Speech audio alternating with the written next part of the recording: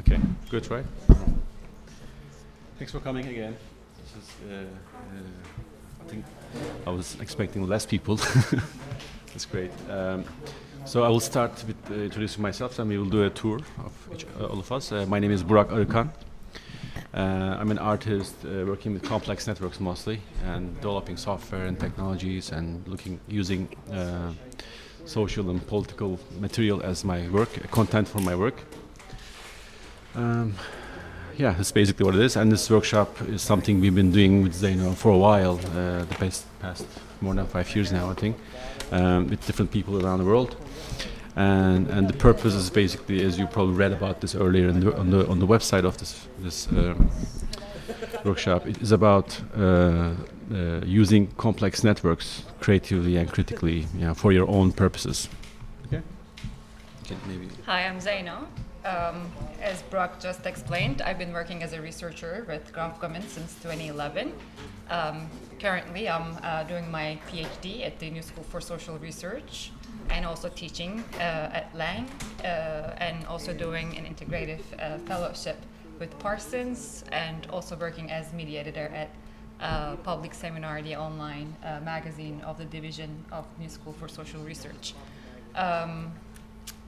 That's all the hats I'm wearing, so we can continue with Fiona. I'm Fiona, and I'm originally from Dublin, Ireland, where I work for the Telecommunications Research Centre called Connect, the future of networks. So we do a lot of like 5G, IoT development, but also kind of do a lot of creative practice. So we've designers and artists in house that kind of do critical engineering. And I'm at the New School and the School of Media Studies for the year as a visiting scholar, and I kind of look at IoT applications from the perspective of urban governance design. My name is Ron Morrison. I'm an artist and a designer. I teach at Parsons. A lot of Parsons people. Parsons Yeah. I'm also a resident right now with the ITP program at NYU, as well as the new lab space in the Brooklyn Navy Yards. A lot of my work deals with a lot of map making. I deal with cartographies of dispossession, primarily like the whole redlining maps, break them apart, do a lot of things with geospatial data. My name is Saul. I'm a comp sci and EE grad, and I work for a small startup in New York that's basically an online coding school. My name is Kevin. I'm a programmer and a recent graduate of Columbia Journalism School. I'm currently at the Brown Institute for Media Innovation at Columbia, working on this project where we're designing a video game to explain campaign micro-targeting and electioneering in like a interactive way.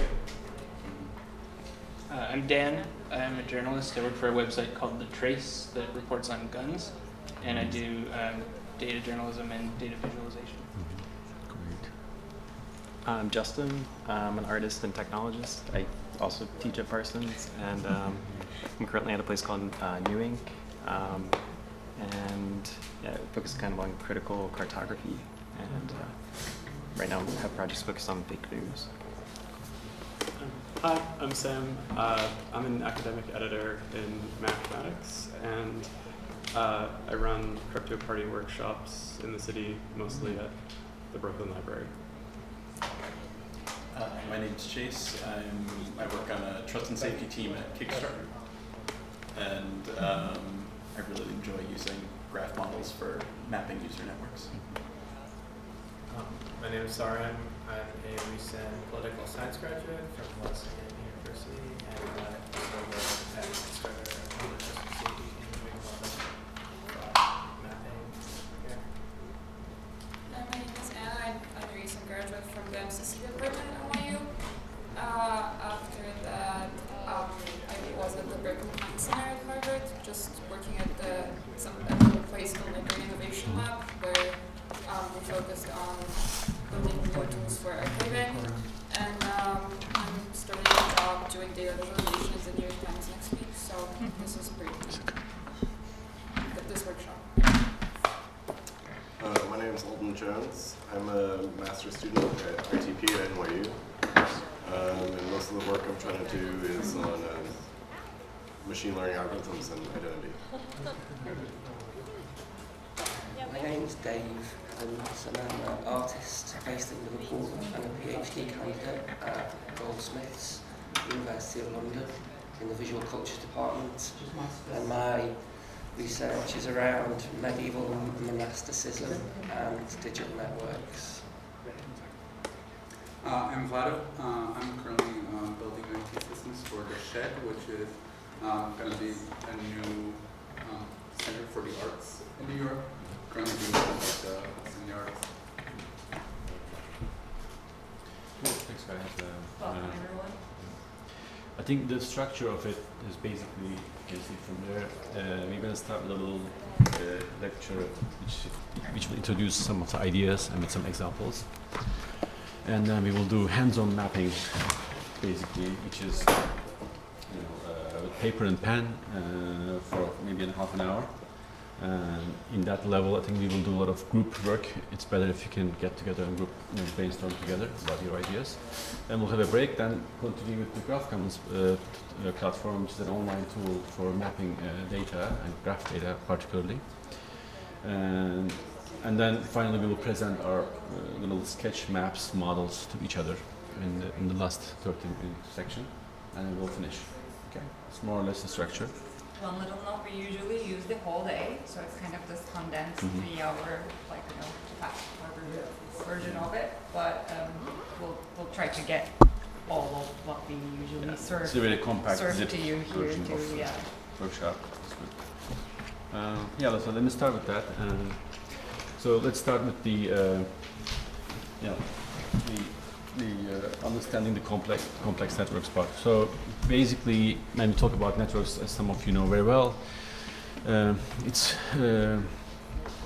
talking about the event of the network, not necessarily the map of it. So basically, you can think about telecommunication systems, our body, neuron systems, or the marketplace and all that stuff, where we have individual actors, which are people or devices or other things, organic material, which interact with each other and quite independent on each other too. And then this total ecosystem usually constitutes a complex system that runs in very large scales. So from the market itself to our neural system in our body to the telecommunication devices system we use all day, internet itself is a good example for that. So to understand any of that complex systems, we start by drawing its wiring diagram. Basically, these dots and lines to be able to make sense of that complexity. This is just one example among many in the world today. When you search for data visualization today, you find images like that. As you all know, these hairball type visualizations. So yeah, let's dive into it a bit more in a very simple way. So first, again, when we talk about a network diagram, we usually talk about a visual and mathematical language at the same time. So visual because as we see it, we right away understand some knowledge or start getting some story from this type of mapping. But it's also mathematical because you can actually calculate things with that. This is a kind of a diagram system at the end. So it's actually itself data too, in that way. Okay, so this could be devices, people, say film actors played in the same movie, or some companies who own partnerships from each other. They all have 4 nodes and 4 links in this case, and you can use this common language, visual and mathematical, to apply to a variety of different topics in our own world. So this is, of course, this technique is invented quite a long time ago. Historically, mathematically, it's very old. It's from 1750s, I think, from Euler. But more recently, in the past 100 years at least, governments and corporations they've been using this tool for, analyzing their own society or whatever particular issues they may be tackling with. This is just one example. Obama time, 2010, there was a bombing attempt at New York in the Times Square. I just grabbed this image from the news article. It just shows that there's the police department, Obama, they're posing to this picture, but in the background there's a diagram where they're trying to kind of investigate this whatever the bombing attempt is. And also, as we know, like, the whole our entire life today is like being recorded. Like every activity from phones to whatever, cameras and all that. So we just generate data, which is being monitored, and these type of methods of complex network analysis is being applied to this data that we actually generate from these by just living. So we just started using this methodology itself to apply to in, say, more in the political realm, like to actually map the ones who are mapping us, right? As an example, like the corporations who are mapping us, or the governments who are mapping us. So I'll show you one project, and actually Zeyno will show you one project, and then we will maybe go over that. I will just navigate for you from here. First, let me give you some background information. I'm sure you, like most of you, were familiar with the massive social movement that took place in 2013 in Istanbul, in Gezi Park. This is a picture that you see us, and this is the 6th day of the encampment of the park, and we made a open call for all parties that are interested in understanding why this movement was started the way it was, from an environmental / urban movement, and became countrywide. We were kind of invested in understanding what kind of power relations there are that kind of eventually came to Gezi, and Gezi's transformation into a mall that, by the way, was the move that created the reaction or the grievance on popular level, let's say. We were kind of intrigued in finding out more, and we wanted to map the construction sector that was kind of it served as this engine that accumulated, or that kind of transferred the accumulated wealth of the previous political elite to a new rising one.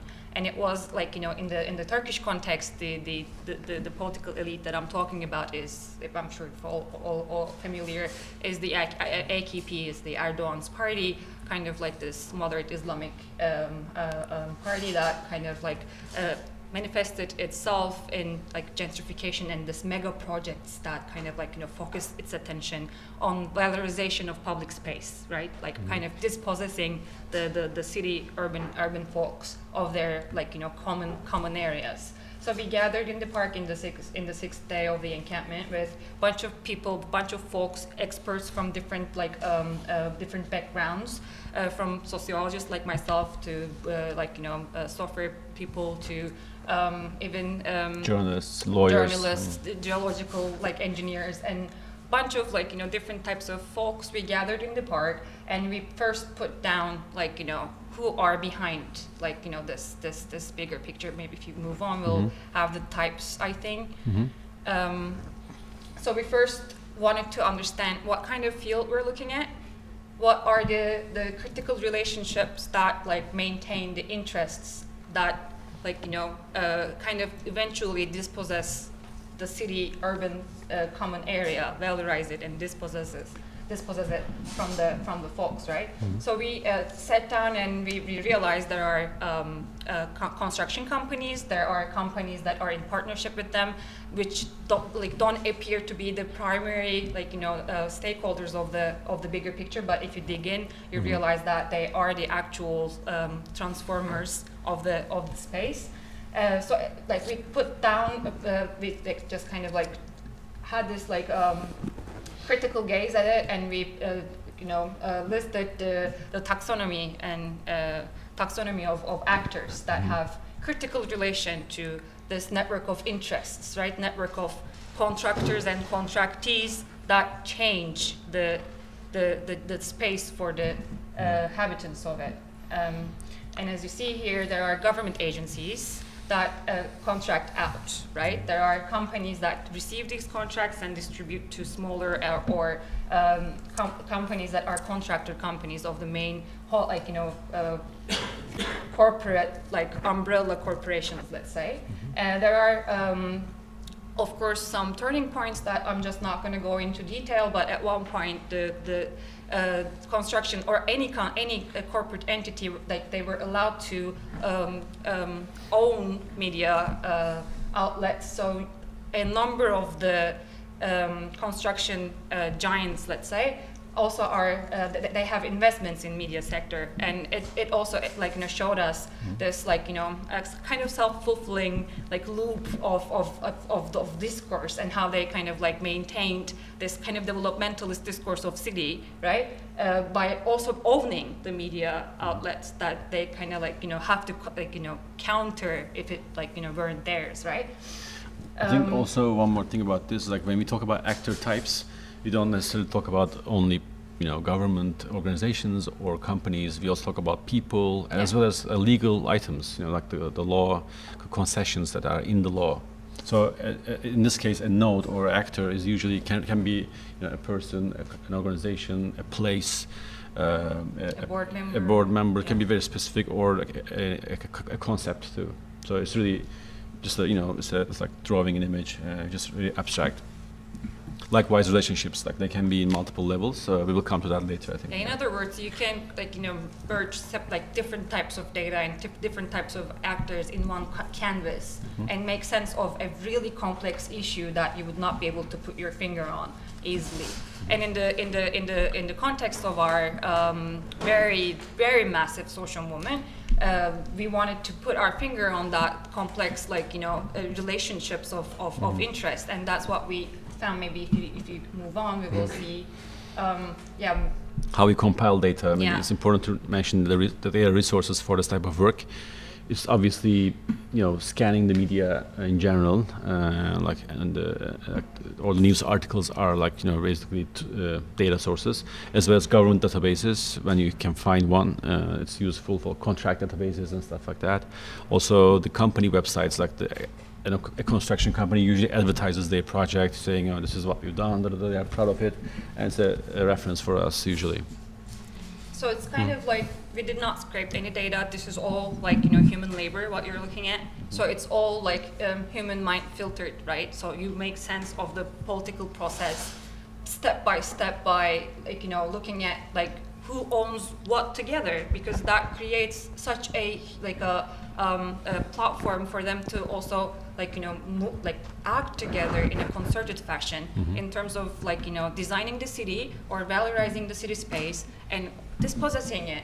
This is this is mapping like the perpetrator in a way you can frame it of the act of dispossession, showing it like this. These are the media outlets, by the way, that most of these companies have invested into, owned even, we can say bluntly, by other construction companies. And like, this shows you, and the red ones, by the way, are the labor crime data that we merged with, another political collectives database that they have been compiling on labor crime of each construction site that we included. Yeah, like one example is like the Doğan Holding is a top holding company in Turkey, and they own obviously all these media channels. And Doğuş Holding down there is also another giant holding company, and they own those media outlets. That and together, these are all branches, like the mainstream media. International outlets. And then they together partner in this project called Aslancık HES. HES means hydroelectric power plant. They are part of it, which usually destroys the whole water sources and everything in general. So they are partners in crime in a project like that, and we show this to general people. And also you see that like one of the workers, like Hikmet Gençler, was killed in 2012 due to lack of security Those measures. little red notes are data in that construction site. They are data from another organization who we collaborated with to add these type of annotations into the map, which shows the the particular problems and issues in the particular node. And to slow down a little, like once we have the critical actors and processes like legal concessions, or like the construction companies having all these like partnerships with other types of companies that they either invented or they established for such like contract receiving purposes. And you see the media in it, you see the government agencies in it, and you see all these actors, and then you sit down and realize what sources that you can utilize. There are government sources, there are like journalistic resources that you can use, and also sources that belong to other political collective, that databases that you can merge into what you compiled so far in a free-spirited way without worrying about the data structure or anything of that sort. And like we said, it can be people, individuals, companies, and so on and so forth. In this case, you see the owners or the board members of those companies in the previous map. Map here, like this guy Ahmet Çalık is one of the top again, like a Trump-like person. He owns a lot of different companies, and then you can trace their partnerships with each other. And then basically, this is a small section of a giant map. You can go, just show the relationship by hand. Basically, that's the important part. Usually, no one can hold all that information in their mind. So it's like when you show it presented in this way, people can actually refer to that. And also, these are not abstract relationships. I want to highlight that, like maybe 10 times since I started talking. These are relationships that materialize itself to something. These are like you can find papers that these lines represent, right? These are agreements, contracts that these people became the members of the same board, or all the other nodes that are presented in networks of disposition. All of them have some congealment in the real world that you can so none of the relations are subjective or our interpretation of how power operates. I think this map is especially important for this one because this one is about the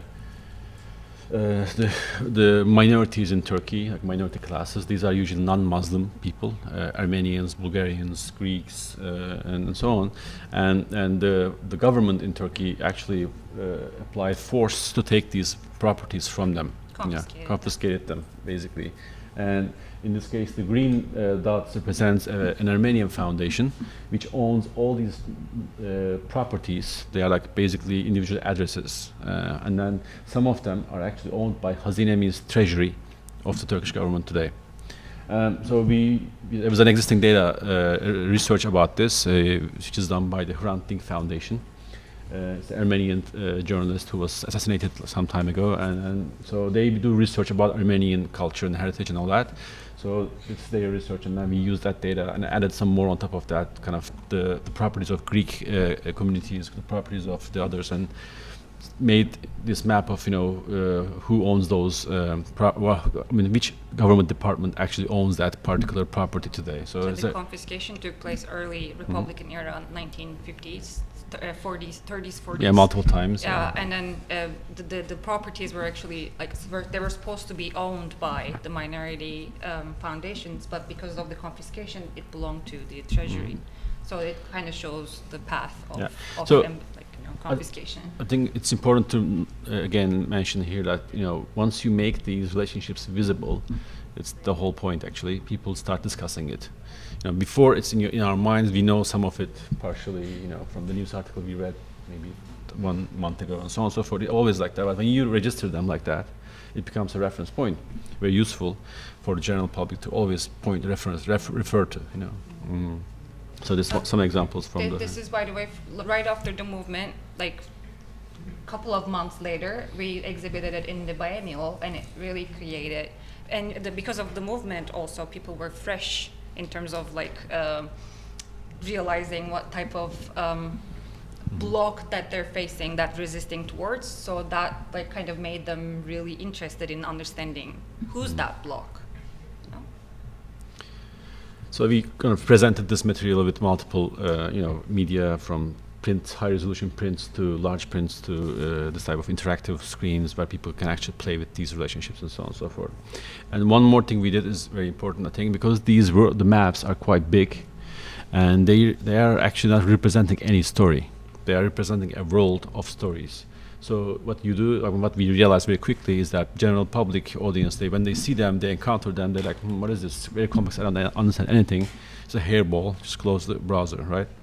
So for that reason, we started making these what we call selections from a map, and like a news item, like a news article, we put them a title and explain that with a story, which is usually a section from a giant map, and which from these little thumbnails, you can click on one of them and then enter the map. For that part of the map, but also see the rest of the map from the interface. This is like an interactive system. So we sort of utilize this method to narrate it became a narrative. The whole project became a narrative, but data, of course, spoke for itself, but the conceptualization and contextualization was also significant. And people started sharing this material online, obviously on social media, and then which creates a lot of feedback. And people come to these sites and then leave their comments and so on and so forth. They also, it's just the way we kind of started an account, a Twitter account for this project, and which became a big thing over time in Turkey. Still, it works very actively, and then it actually mediates this type of mapping projects in general in Turkey now. I'll come to this part, and then so the underlying technology for whole this system to work was this project that we started around 2011 called Graph Commons. GraphCommons.com is where you can actually start mapping anything, like modeling anything from scratch visually. Here's a little video. So the way to put input data into this thing is, you just click on screen, an empty canvas, and add things, and click on one node, another node. It makes a connection, and you can define that connection. Say it's collaboration right now, and you can create these multiple nodes. You see they have the node types ready-made person. You don't enter person again, stuff like that, and then connect with shift multiple nodes at once. So it helps you to quickly sketch a graph model basically. And as you add that data, the layout algorithm is running too, so it's actually organizing the diagram itself as it grows. Okay, so it becomes visible, structurally clear. Of course, it gets very complicated over time, and there are other methods for that. I'll come to that later. But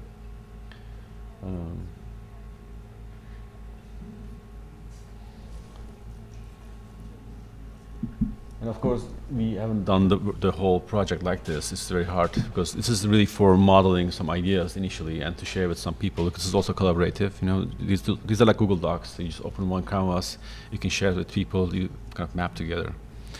The other method we do it is like basically import from an Excel CSV file or a Google spreadsheet directly into this canvas, and then you generate this map on the fly, so you just need to follow the template structure we have, which is a column structure that you can just take and then import into your, make a map out of your data. This is how we work with this network surface processing project, basically. Because it's such a simple tool, anyone can collaborate with, with you. I think in the heights of our project, there were around like 15 to 20 people adding data from different places. And of course. Moms. Yeah, exactly. That too, right. And we also have an API for Graph Commons platform where you can programmatically enter data, read data, use graph intelligence in your own projects, in your own programs. And again, like when you share it, it's like once you make a map, you share it, and the sharing usually means like capturing a section from a bigger map and talk about this, and then share it online and elsewhere. You can also download PDF files, which is nice, and there's a comment section where people come and actually, reply or actually add feedbacks to your map, which is really useful because then in this case, for instance, it's a map of a Syrian refugee camp in Turkey, and which NGOs are helping with Syrian refugees. And like people on the right-hand side just enter like new organizations who are actually actively on the field in Turkey working with the Syrian refugees, stuff like that. So it's like a collaboration platform where people add data and provide new references and so on. And also you can embed these maps to multiple platforms, from Medium to your blogs to elsewhere, WordPress and all that. As I said, like you can make high resolution prints with the same thing too, so which is very useful for really, because these maps are big, you want to really print them and see them large, discuss it in front of it and stuff like that. Because screen is very limited, because on the screen you can only zoom in and zoom out, nothing else. It's very narrow. Whereas a print is really useful. This is just a giant example from the Maxi Museum in Rome. And we are also I'm really proud of this project particularly. On the platform, journalists used a lot. This one, Birgün is one of the kind of alternative, or like very counter newspaper. They did a map of some corruption case that happened in Turkey, and then they made an entire cover with this tool, and this became actually a poster later by students, university students. They took them and then put them on the walls in their universities and so on. It's a very interesting one. Yeah, okay, so we will show you some examples on from the browser. Let's go switch to that. I will start with this one. Maybe I'll just go access that. So, right now, you see? Yeah, okay. There are different organizations using this platform too, not just individuals. Like there are dedicated groups, like for instance, a think tank or a research laboratory and so on. This one was made by the organization called Simpol. It's a research laboratory at the University of Zurich, and then they study the climate change policies within Europe. So they do analyze documents. In this case, there's these policy proposals by the European Union government, the parliament, and these are all, one, for instance, one example is let's zoom in this. They're very generic, large names, but still, as an example, exploitation of indigenous fossil energy. So there's this survey. They basically ask every company and NGO in Europe and what they think about this policy item, and those NGOs or organizations, they react, and then they do an analysis on this reaction or response and see if they support it or oppose it. So in this case, red lines represent the opposition, green lines represent supporting of that particular policy item.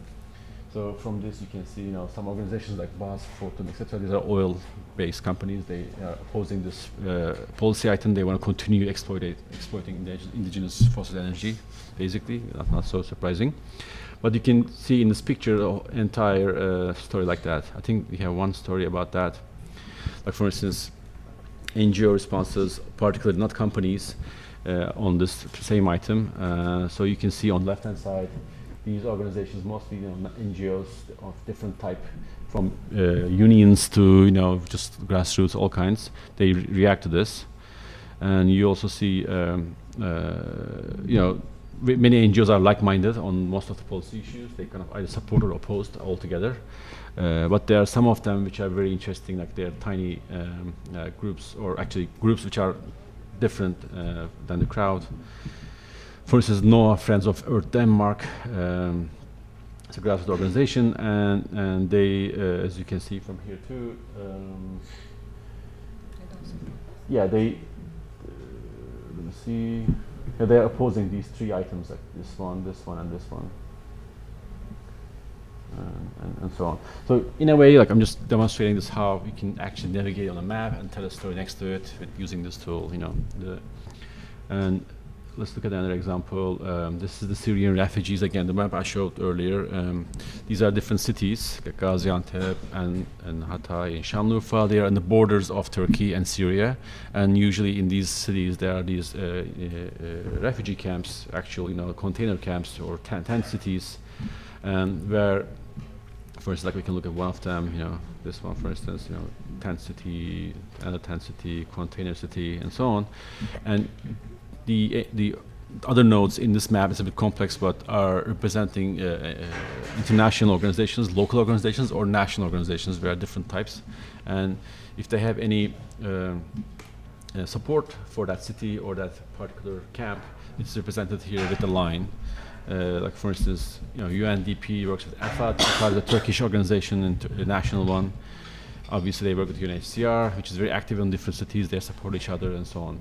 So in a map like this, you can follow their individual link explanations too. What do they mean? So this is like a database in front of you that you can actually query, ask questions, and find things and so on. Another example, this is the Trump network. Basically, it's mapping the Trump administration and the current cabinet members. So he's himself here. I'm just going to zoom out like that. Here, these are all the companies that Trump actually owns, or in the board of, and the blue dots represents a company, red dot represents a person, and there are a variety of them. For instance, let's look at just one particular one, like these three. So Steve Mnuchin, Gary Cohn, and Stephen Bannon. They're all an ex-banker at Goldman Sachs, or they're at the higher levels in Goldman Sachs. And Goldman Sachs, if you click on that, you will see is also in the investor of this company called Cadre. Cadre is a real estate company which is owned by or invested by, again, Jared Kushner and Joshua Kushner. And you can see who else is there. Jack Ma of Alibaba, the Chinese giant. And Yuri Milner is he's I think a Russian social networking billionaire.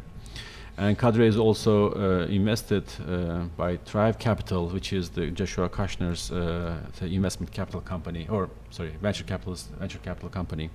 And all these things, from GitHub to Artsy to Fab.com to whatever, Instacart, look at all the companies you have here. They are all invested by Thrive Capital, among others, but especially Thrive Capital. And Thrive Capital is, again, is a company of Kushner's. So you can basically follow, as you can see, like a story like that through the relationships, and you go all the way to, Kushner companies. There's Giant, again, all the members and companies they own is also visible here. From Lev Leviev is a very interesting guy to follow, a diamond billionaire from Israel, a good friend of Putin, which obviously makes work with Rex Tillerson of Exxon CEO. Can you expand one of the info cards so that I can see? Expand? Oh, okay. Yeah, you can also contextualize. Yeah. Or feed any kind of information you know. Yeah, so there are like this type of options. You can dive into the particular node story or information and go back and look at the larger picture. So in a way, like the way you will navigate on the web, which is always from one node to another, one link page to another, which is very detailed and interesting, and just navigate. But in this platform, we have a chance to actually look at the bigger picture and then dive again, look at again, dive again. It's like an experience like that, let's say, right? And you can, of course, search any person. Like, what about I know. Peter Thiel, that's a good one. Okay, let's look at him. When you search a person, it's called in-graph search. Basically, you search within the graph, and it automatically selects if that person, and then shows its immediate connections. And then with a card, you see the story behind it, if there's any, and then so on. So there's reference to this person from LittleSys. So we combined data from LittleSys and BuzzFeed at the time when we were making this map. Of course, it's a map that needs updates. And there's always this problem when you work on a data project. You always, left behind after a couple of months. It's a very common case. So it's important to kind of, I guess, being a data steward or something of a project, so to work on that. Okay, so what else we have? Final example. This is the map of. Again, it's an old map now, a map of internet governance. So if you know about internet infrastructure, how it's governed in general, from TCP/IP protocol to the net neutrality discussion, it's usually a lot of international organizations that are involved in it, from UN and UN's organs to something like ITU, which is it was shown, I think, yesterday too here in the conference. The International Telecommunication Union, which defends the rights of the union workers and union the telecommunication companies and telecommunication benefits and so on, interests. So they're really, questionable in general. So you can see how they collaborate on different ideas. Also, which conferences they support and which conferences are they part of. So usually in this governance ecosystem, there's a conference, and then there are proposals are submitted, and then there are outcomes from that, which becomes an input to another conference, the outputs from that conference becomes an input for another conference, and so on and so forth. So it's like proposals navigating conferences, and then you can see with this map, you can actually follow which ideas actually goes, the paths of ideas from one conference to another, for instance, and the organizations involved. Yeah. Anyway, so these are some examples and the overview of the interface. You can go look at it in detail later, I think. Let's go back to the presentation.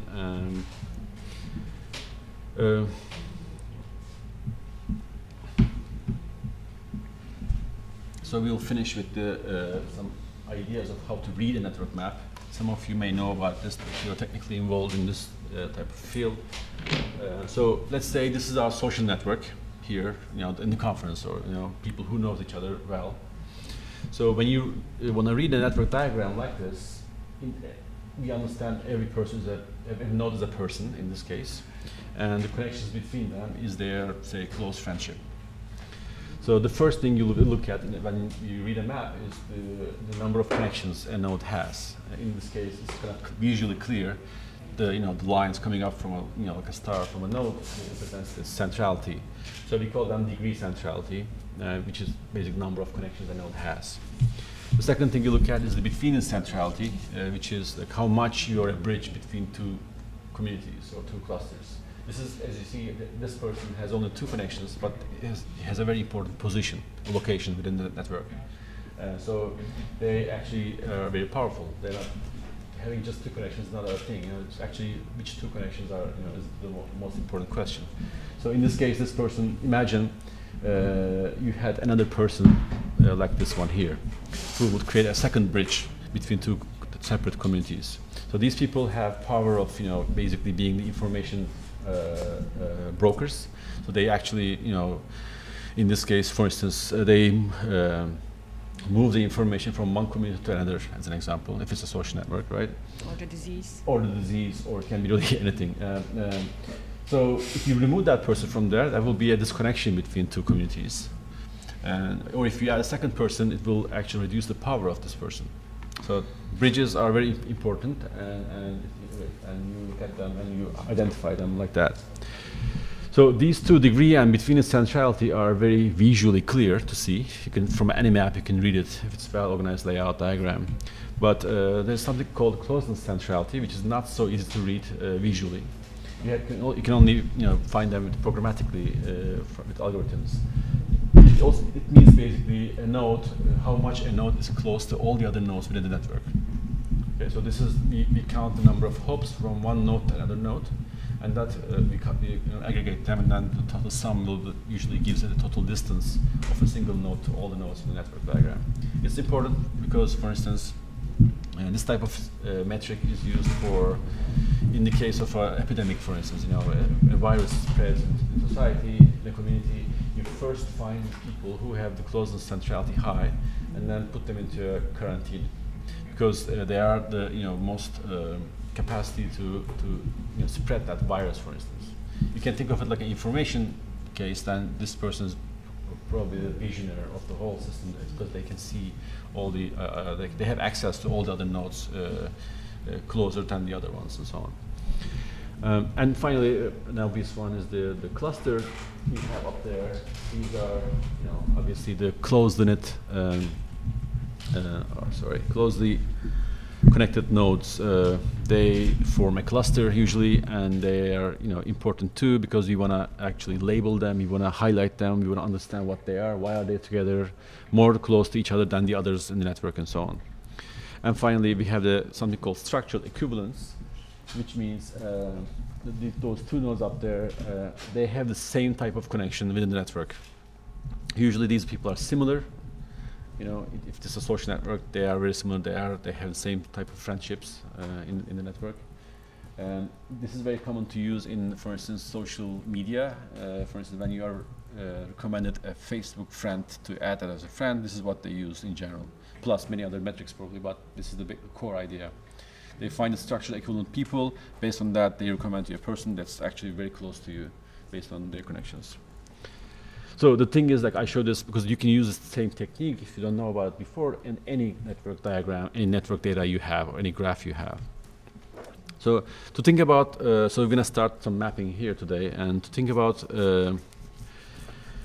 I'll show you these basically very major and kind of general categories to think about relationships. So for instance, like one thing we usually encounter is the flow networks, where we have, where is it? Okay, yeah, transmission networks or flow networks, where we have, think about the water pipe, electricity pipes, or stuff like that, where actual physical material flows in in network of structures, and they are usually physical linkages and measurable, and also they can be broken. When you cut them, the flow stops, right? So it's very physical. Another type of relationship to think about is the interaction networks, where you have basically something at a specific time. I email you, it's a connection, but it's already done in the past historically. So there's always a timestamp about this type of data. Email is a good example. Disease also another good example. It's also event-based. You can think about more of this, examples like that. So something is passed during a contact and is often measurable because of the timestamp it has. And the third category is attribution networks, where we have when you express your relationship with someone, that's an attribution, right? For instance, if you say this is my best friend, this is my this friend, whatever, this type of expressions are actually statements are defining the relationship. They are usually about trust, power, recognition, and so on. They're real, but very difficult to measure if you don't state it. Okay, again, like all the magic that obviously all the social media is doing on us, like Facebook and Twitter, all that stuff is basically that. There, by clicking on that button, add a friend or follow and so on, we basically give this very difficult to measure data to a company. So they lose about time usually, right? Like friendship is like not so common to you cannot say they are like friend at this time and so on. So it's difficult to measure, but they are very real, and they are visible again only if you state it. And finally, a fourth category is like to think about this relationship is affiliations. For instance, it's a very useful tool. Like if I'm say belonging to if I'm going to new school, for instance, we have right now already here like people from new school. It's an affiliation, right? So because of new school now, Zeyno is connected to Fiona, who's connected to him, and so on and so forth. So we have these connections based on our belonging to a category, a group, or it's a similarity maybe between us. Again, these are abstract records, but they are measurable, right? We can actually calculate these type of.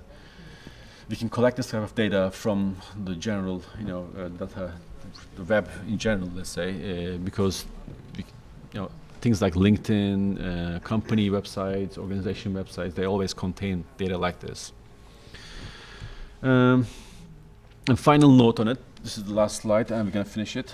Basically, we're going to start mapping here with paper and pen at first, just to quickly sketch some ideas. Where to start is the important question. Usually, you put your rather than making a big matrix or table of things to think about, it's very useful to put the most important things that you think on the canvas and expand it with the relations it has, and start doing this for the other nodes that you expanded and so on. It's like starting from the center and then kind of a spiral move out. It's a very useful technique, and also it's important to focus on only like one or two types of relationships, rather than like we as humans obviously we can think very abstract and diverse. But in this process, we want to focus on just one type of relationship. Like if you're mapping, say, your say companies in your neighborhood and so on, don't add friendship in it, for instance. Just focus on one type of data in your connections. And also in relation to that, when you add just related or connected type of relationships between things, which means doesn't tell us much. It's not data really. So we just say this thing is related to this thing. Instead of that, we want to be very particular. Like say this is the board member of this company, or this is this person hates this person, something like that. More specific. And while mapping, it's important to frame what you do. Obviously, like to put a title, a definitive title to your map. This helps you to basically frame the mapping, because it can go forever. And if you want to really reduce down the amount of data that you want to collect from or that you want to map from, I think you should just focus on the strong connections in your particular focus. It helps a lot. It narrows down scope and it helps you basically make a map on time. That's about it. If you have any questions, we can discuss a bit more, and then we should start mapping. It's important to have groups because we have many people here. 10 to 15, I think. 6, 8, team. Okay. Yeah, I mean, you can talk with each other basically, or if you can do an exercise, you can write down some ideas that you have on the screen so people can see what other people wants to do at least.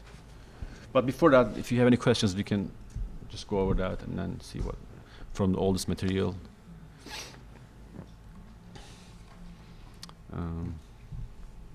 Questions, comments. Go back to the slide. That slide. Yeah. Tactics from classroom. This is really specific. Can you give an example of a flow network again? Which one? A flow. Yeah, like this one. Sorry.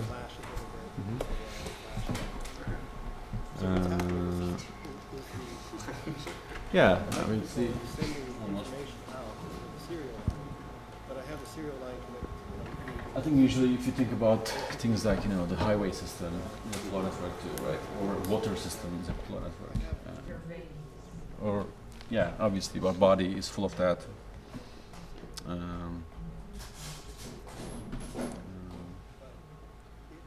Yeah. In that last bit, when you say strong connection, I feel like when you have a huge network, it might be really hard to get a full sense of the scope of like weakest to strongest. How you, I don't know, start doing it.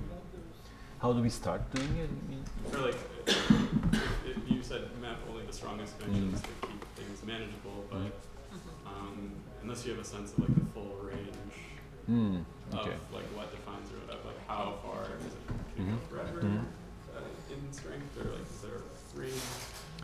So like how do you general symmetry idea maybe? Yeah. Okay. Yeah. For that, I mean,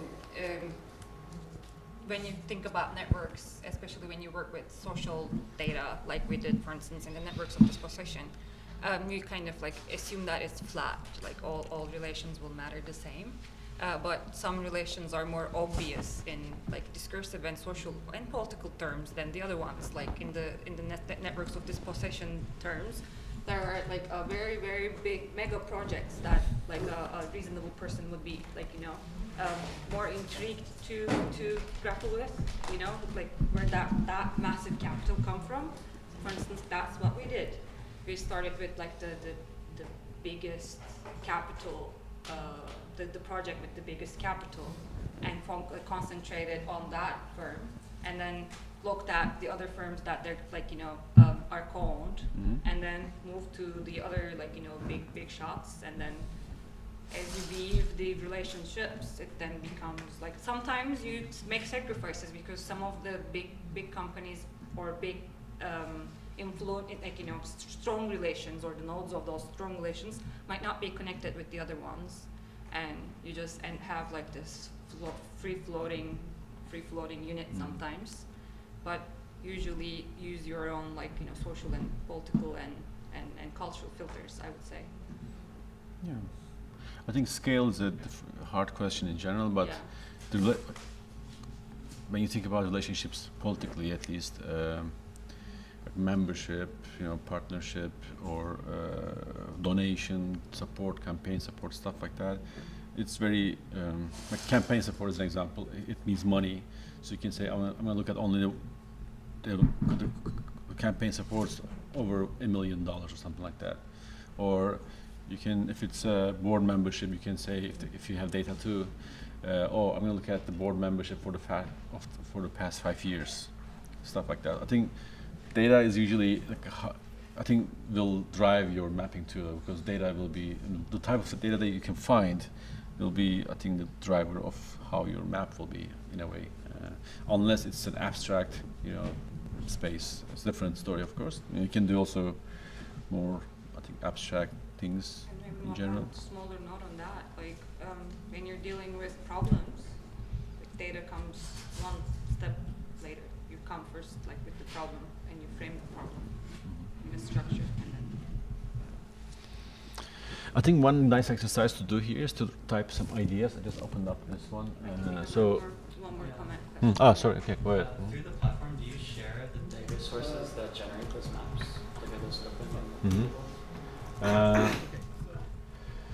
On Graph Commons, you mean, right? yeah, usually there's a place where you put a reference to your data. So we have something called, maybe I can show you here. I have to sign in right now, but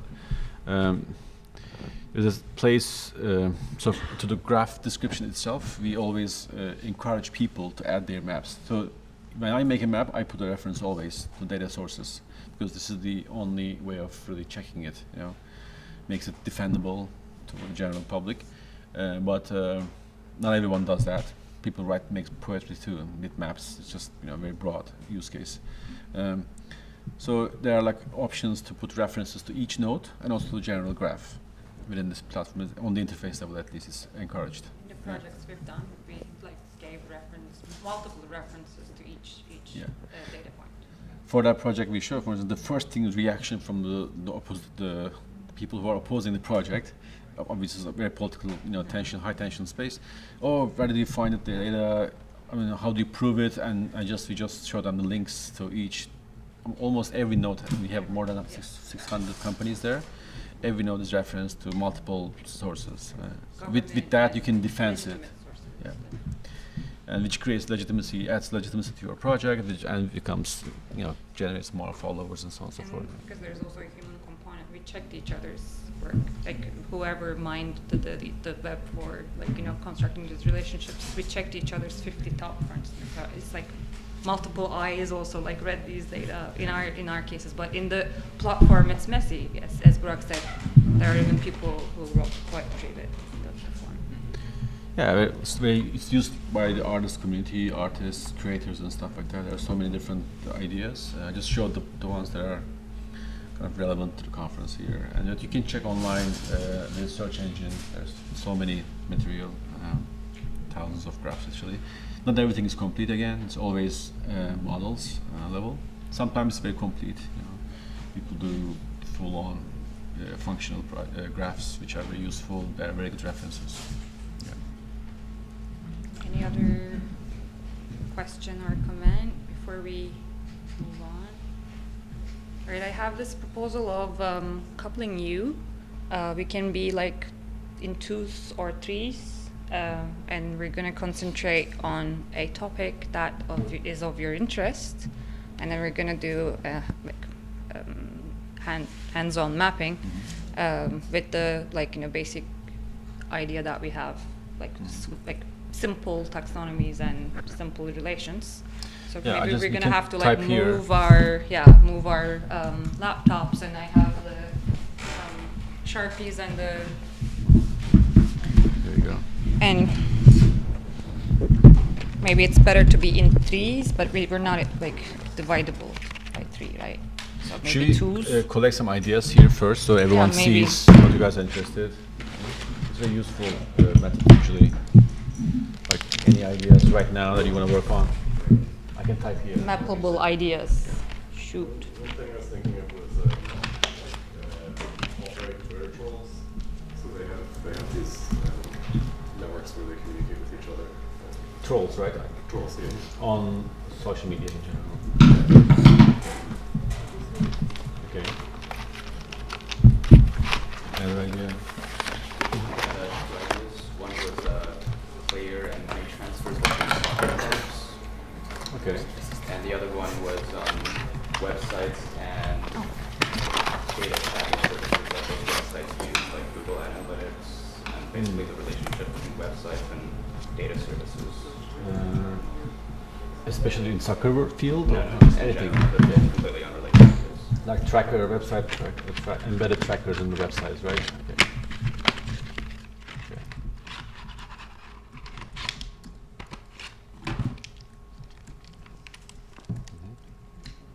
Cool. Any other thoughts? I'm kind of gathering, I'm kind of doing this type of thing at the moment, but it's really early days, but I'm looking at kind of physical infrastructures, like street furniture that municipalities would install, but now because they're IoT devices, they're kind of, they've got like advertising, digital advertising, data processing technology, first responder networks and sensors. So, you know, traditionally associated with maybe sanitation or Mm. public realm, and now it's like sport, music. Is it like things that we see in New York, like NYC Link or something like that? Yeah, Stuff yeah, like but that? I'm looking at trash cans. Oh, okay. Yeah. Process.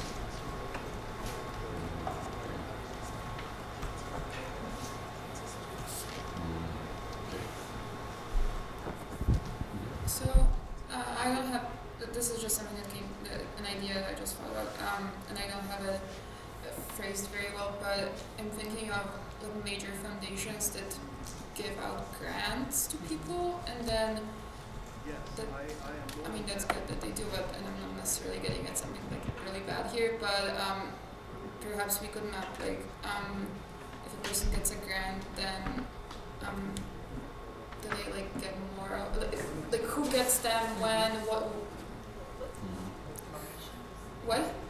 Location? yeah location maybe who funds who Yeah, definitely a thing that I would want you to do art? if you're perhaps I was thinking of like Knight Foundation or because like I said, if I any have other updates ways to the code or, you know, So foundations and grantees. yeah yeah right? Because like I said, it's, And is there any particular interest, like a journalism grant or? I don't have one. Okay. I'm just thinking maybe. Okay. so Um, four wooden different data sharing agreements between government agencies, because often that's how they get around their own together. data storage policies. You mean like national government, one government within the government, or international? Yeah, like, I mean, between like Customs and Border Patrol, or like local police and ICE, stuff like that. Okay. Like their own governmental databases. Yeah. Linking government databases. Right, like the largest thing is that currently local police doesn't have to share information with ICE in certain Yeah. places, Yeah, I think but that could actually change. we should get this So in place, interdepartmental information sharing. we still have access. The Something like cover, that. the back part of it can Another one could be who funds immigration reform. Mm. And Yeah, so I that have that school, I might have go special- along the grant money, but not necessarily. So like who funds organizations like Forward, and thumb. by that we could possibly see who has the stakes in the process and stuff like that. Actually, I think I meant For lobbying purposes. Yeah. Water pollution sources and the bodies of water that they flow into. Okay. And the perpetrators of the pollution, kind of, right? I see. Okay. The companies that pollute the water. What river is polluted by whom? Okay. That's a good one. Anything else?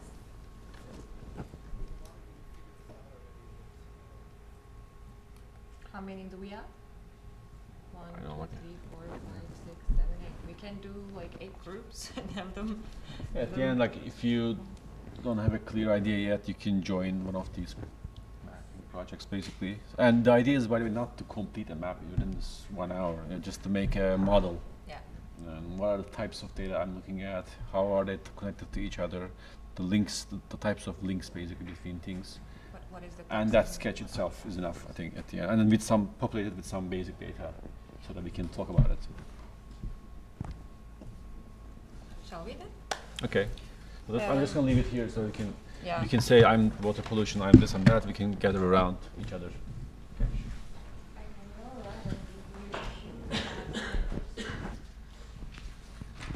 Oh, if you have more, you can add it here too. Yeah. There's paper and pen here. Everybody got some?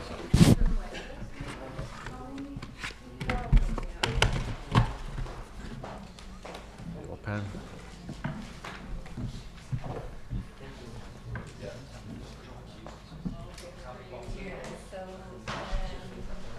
It's important to work on large paper for your sketches. I will just put it in front of you guys. It's really hard.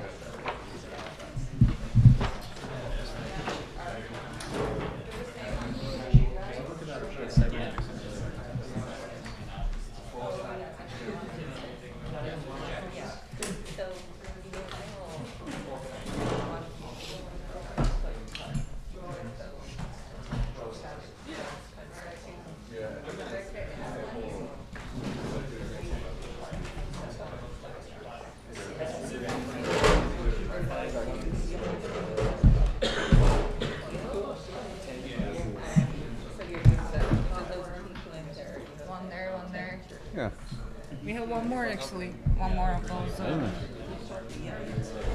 So, well, I guess Not too bad.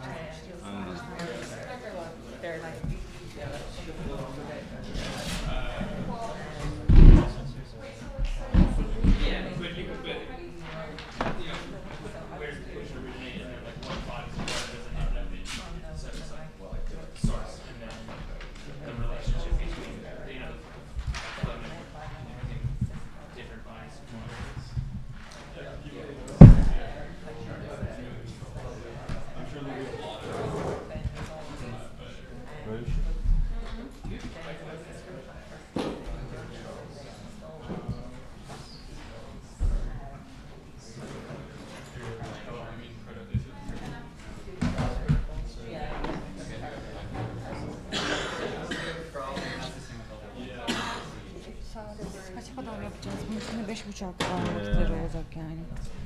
Saat 7 çeyrekte çıkacağız buradan. Keşke saatlerini koysaydık böyle. Saat 4'e kadar 1 saat dedik. Tabii 5.30.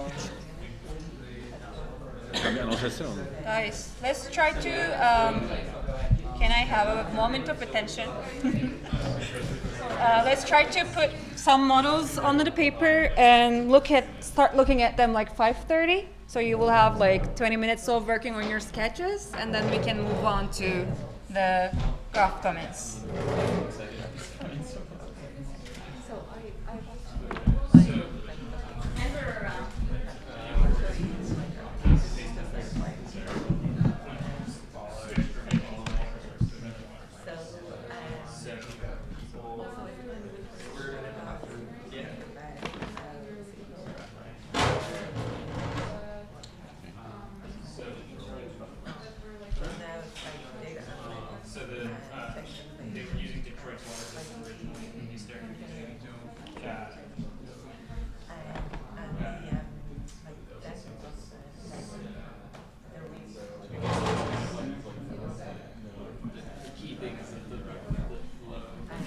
Ağzını kulağımı yemiştim.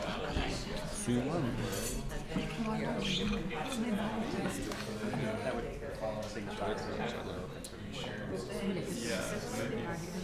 It also like I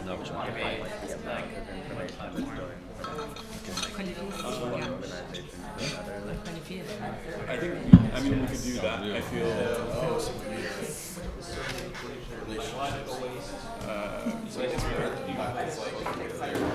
we could do that. That might be. I feel like that might be something that we'd have to know the overall shape of it before, and then we'd put it in. Although I could see how if we wanted to think about like relationships, like if we wanted to think about like a specific person, that might be a good way to do it. Yeah. So like in terms of organizations, we're thinking of like government agencies mostly, or is that? Yeah, I mean, I guess we probably also want like the actual like targets. Yeah, but I mean, survey. What is the source of it? You mean like or like.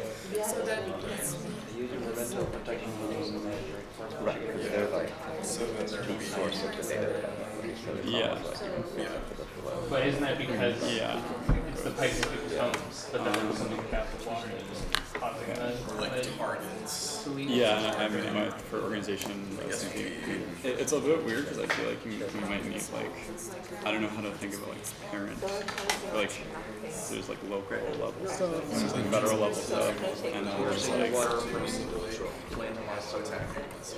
customs and border control is like under the Department of Homeland Security. Right. Like, so there might be like relationships like what belongs within things. But I don't know how to talk about that. too. If we just want to treat them separately. Yeah. I mean, I guess we could treat it as like information flows from the child agency to the parent agency, probably. Yeah. It's like there's people. I guess that much detail would be like people on the ground collecting the data and then it goes up the chain of command, sort of. Yeah. Or it goes like secondly. Yeah. There's also the attribution network. I don't remember the attribution network, but it seems That's like like membership. Because I also can imagine like there was illegal dumping into groups under surveillance, like technically that's like a law, like so this was on the furniture sales of border patrol. it's technically like all travelers, but they're targeting like people who don't exist, borders, people who travel a lot, whatever. So I don't know. I don't know how we can be. So he was limiting on his property. I guess like what are the reverses for It's funny that we have this is the amount of funding that goes into worthwhile to actually show, instead of the resources that are required to actually collect it. So Because that might also signify like how much, I was even though like you might have a certain group where there's a lot of data about them, you might actually be like but there might be more data about them inside. Wait, sorry, I kind of had a vision and you're talking about. Oh, so if there are a lot of resources put into collecting data about a certain group, so that group is actually a small population size, you could actually sort of show a much more concerted effort to kind of surveil a specific group. Okay. But it would, I guess the relationship or no kind of those resources or financial. Okay. Well, that might be the second. There's data sharing, data sharing relationship, and then like the data collection relationship. That's like a little bit different. That we're defining differently. We could like name it as like X per target. Like and if you have multiple, if like the MLP has multiple things targeted at SDRs or whatever, you have multiple arrows leading to the same. Like one is voluntary and one is like not, like the FBI getting information from the police department, but also like investigating an agency, in which case it's like they're getting the information, but not. Okay, so you have data sharing, which would be like between organizations. Like the type we could also do something about like social media. That's the weird middle ground. It's like technically voluntary. Yeah, you are hearing, which is like, which is from the, well, which way do we want to say the arrow goes? It goes from the group. Yeah, but maybe, I don't know. I guess it goes into the if we wanted to just those relationships, yeah, is it coming from the organization or going to the organization? It almost seems like the flow should be pretty fast. Okay. Yeah, I mean, from the surveillance to an organization. Start listing trolls. Okay, so that's so 2 types of nodes, 2 types of relationships, and maybe that's enough to start looking stuff up. Yeah, I guess. So, yeah, I guess for the first node we could have it be like ice or something. That's sort of what you.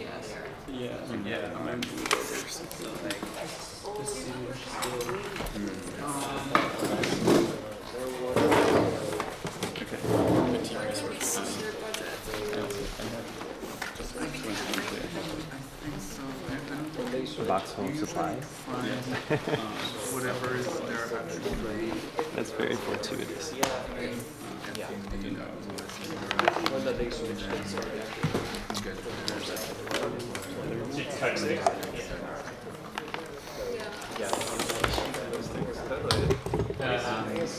we have to kind of hold on to city. Personalizing some of the Yeah, so we have to, I guess we have to kind of ignore like your technology. Yeah, no, I guess it's something to say that we can do it, but, and even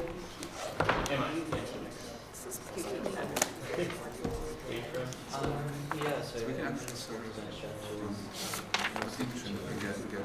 learners how to do like segment research and so we end up doing a lot of like system mapping and things. Mostly ethnographic work, but then like part of it's ethnographic and part of it is sort of like physical design research too, and trying to break down like interactions and something like so looking at sort of the influence of design on behavior. Are we starting with like the They summary? haven't started, so we can just I don't know if we're the one from you guys. I don't know what it will look like. No idea. What was the last slide kind of had? Oh, yeah. Or like when to start? Yeah, I think or yeah, use that how to see but the first node is not related to connections at max, and there should be connections actually just disconnected.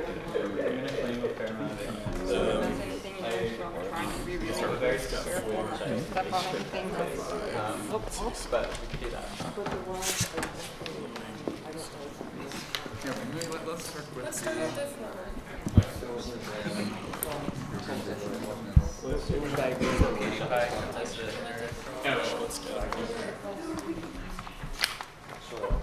Yeah. It's a good reminder for us. So should we edit this before? Go. yeah. So this is an org. So we have to do the person. A single. So, Just to show Somewhere close. Yeah, we can definitely, from here, we can take those minutes. yeah. And also, water bottles. Yeah. And then I'm also interested in like where Kind of anything. So that's the thing about the categories down here. You can't just like say, city, and the water goes to I'm gonna do like color codes for that direction. Guys, basically, It's rad networks, but like A is an at, the N is capitalized, E is a 3, so it's a 0. the way that you like knows more. The first R is also. Because if you want to just get really general, There's an exclamation the point. N's are just Yeah. the physical movement of matter. Right? Like we So can say the first thing that came up we was can designate either this NPR article. but then what all the ICE having direct lines to databases. a mixture of materials. ICE pattern analysis and information collection. Use ICE establishes new controls. Like this.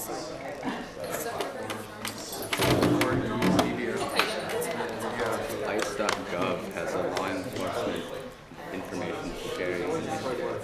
Yeah, which is from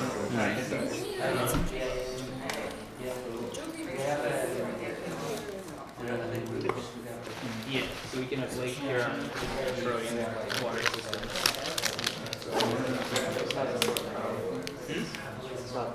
It's not Detroit.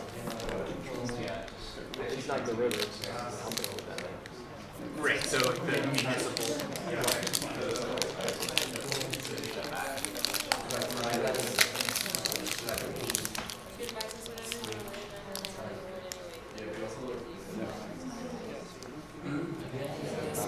Yes.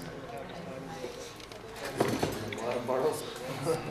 So it seems like they're also these sort of interstitial databases. No, like eventually, they putting you designers and we have to Oh yeah. Yeah. like a loose node. Yeah.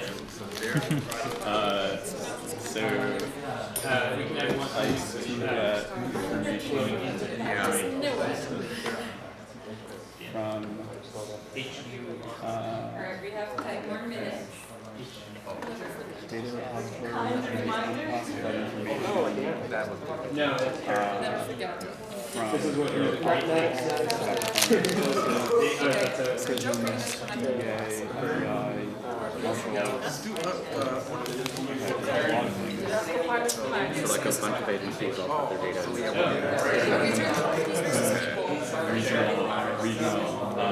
in regional database information, which ICE can access. So I guess it's a DOJ.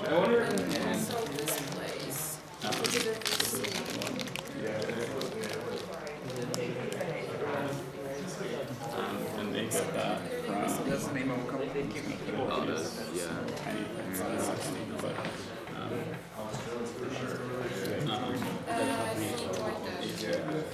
Yeah, so it's very supporter of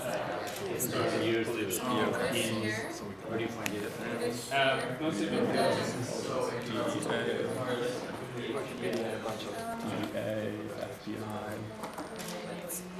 and then what I want to get now is other than the city. Lakes, ocean,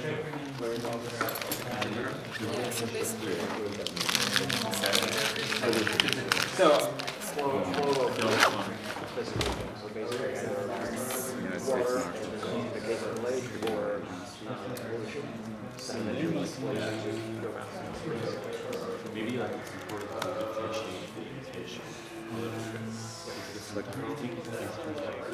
administrationally, ICE is under Homeland Security. yeah. All right, so there's also this graph that they have. Oh, nice. Perfect. So, and then, yeah, here we go. So there's, they separate it by international, federal, and state and tribal. And then there's this other one here that actually breaks it down.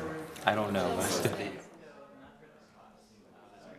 Oh, okay, so they actually collaborate as well, I guess. Is this just ICE, or is this Department of Homeland Security? Looks like it might be immigration. Yeah. Oh, okay, Yeah. So it's just making some other. Yeah. This is almost like too much data. Yeah. Maybe more population. Yeah. Okay, It's gonna have all of this find to ICE. We're done. Everything is like. It seems like the right way to do it would be to like look at each agreement and see what the parties to the agreement actually I wonder if like starting at the international level might be. Maybe we can just break it down by agreement, right? Yeah. And just be like local, federal, international, surveillance agencies, super vague. Yeah. Oh yeah, there's also these Yeah. different data, travel data. But because like, do we want to have maybe we want to source of pollution, source of clean water, and then source of drinking water. Because these three are like the three options, right? So maybe make sure I should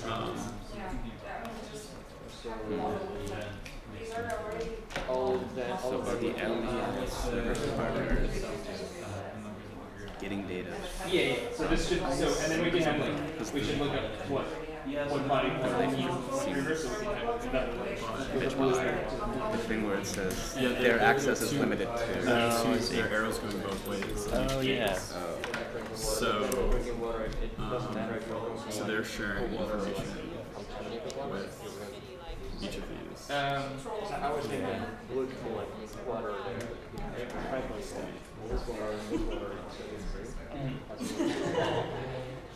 whatever comes the way tell fit.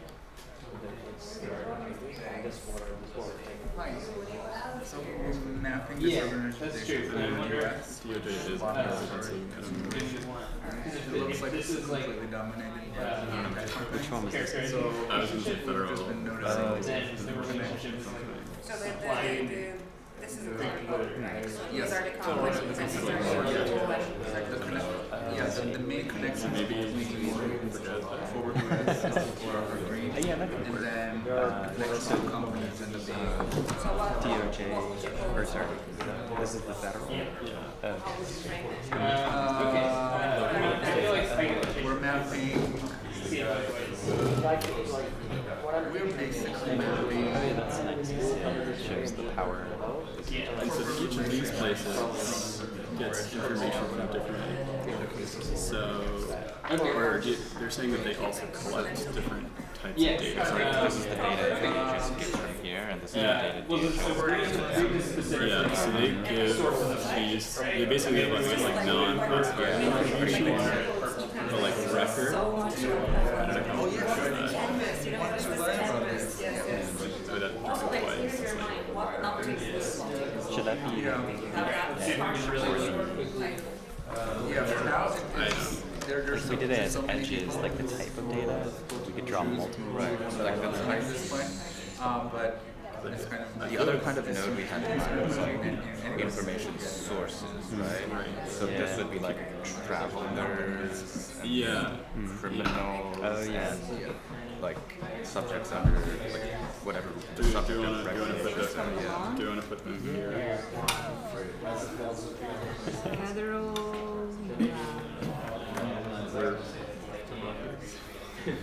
Nice? That's the name of the. Oh, well, for information sharing service. So you want to. It's shared. Use colors so that we can have categories of. Do you want to start using something? Yeah.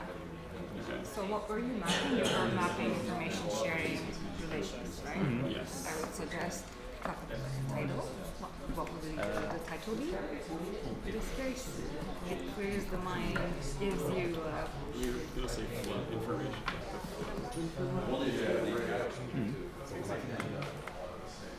Information flow between law and enforcement. Oh yeah, because it wouldn't be. Or something that would kind of give you a clear idea of what your canvas is. How is it kind of grading and stuff. Yeah. You gotta make a point with this. So I guess the interagency. And I guess we're going to focus it on just the immigration enforcement aspect, because otherwise it's going to get like a lot. It's like, oh, we leak info to journalists, they give it to them, it goes out on the screen to the public, that's the information flowing. Yeah. All these information that they keep on us. Yeah, alright. I mean, I highly recommend use colors. I would hire actors separately do colors and put a title, clear your mind. Alright, amazing. All of them look good. Great. So we are mapping.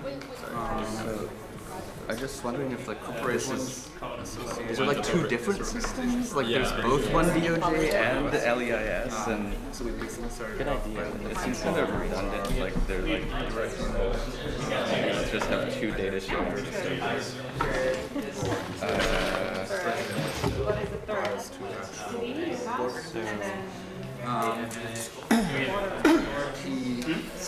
USA actually, which apparently is like the largest It might be lower down. Oh, There are no DOJ fits into the Okay. So it is separate. Interesting. Okay. So that is true. Weird. So the creators are companies and the Eventually start are phasing the way down.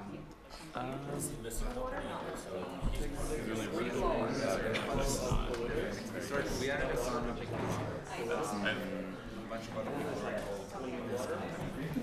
particularly this one is connecting But now we just found out that this river also like goes actually, Lars is actually one of the big contributors. So there's no point for It's hard to yeah. So scale also, right? And it will get kind of clean. like they're not Make them permanent.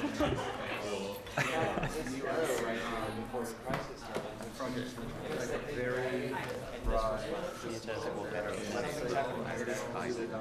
so what color should agencies? basically corporate relationships with countries. Yeah. And DOJ is Their website it wasn't clear really what the business plan is. It's kind of very broad. Yeah. Ideas of want to have citizenship, etc. But one of their four main priorities is implementing a very component, which is basically Okay, so that was the. Is this that everyone internationally gets that too, or is this just going to THS? This might Federation. This might be just within the DOJ. So, where was that? That like weird. DEX. Yeah. And then the other graph. Yeah, there's like that one. Does NDEX fit into this graph? yeah. Okay, So that's like a whole other sub. Yeah, it's like a hub. Okay, so they have all these. Yeah. So she was asking. And then the thing is, like, are these connecting to one DOJ or connecting to this? Or like, Wait, just and isn't treating this thing this? like? Well, Isn't that the same? So I guess NDEX is the place where the DoD comes in, because based on what we're figuring this out. So let's see what that was defined. It's like, yeah, what does it stand for? Yeah, which is actually what was the last connection earlier here. So Todd, the president, was actually used to chief of staff. Here we go. So I mean, okay, the DoD is linked. Okay. So this is the one DOJ is a regional database that goes into this enormous gross database. And the DHS connects via the index. Like, okay, so and then the DHS gets all of that. Yeah. So it is one DOJ is a specific database of the DOJ that have others. Oh, and LEIS is like the relationship between one DOJ, LEIS, and NDEX in this graph and the other graph are like completely Yeah, they not don't the kind of match same. up yet. Okay. Yeah, this one of them is kind of problematic. I'm not sure Okay. which one should we trust. What an awesome build. I'm so excited to get it in. Okay. Yeah. Let's see, look at these guys side by side. So we've got So I guess we should we probably want to show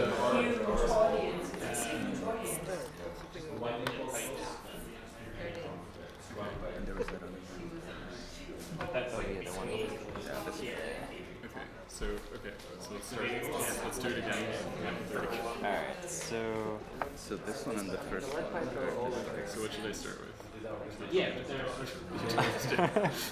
so we have okay, so we took away the Yes. This is included in that other one. Right? That's just like a subset of that. yeah, so I'm gonna open up like a grid of them. Yeah. Just have these all. Are these all? Yes, we've got this one. it seems like what happened is like, I guess it would all of these things are kind of secondary and like the fact that all of these Yeah. happen in the past. I mean, this is at least a subset of this, but then these two seem to contradict each other, and then it just And this is like a simplified. This is right because this is shouldn't version of this. This is this. Wait. This is that. Yeah. So this is like it's like the, in this case this is like these three are consistent with each other, and then this guy just seems to like completely flip the relationship around. I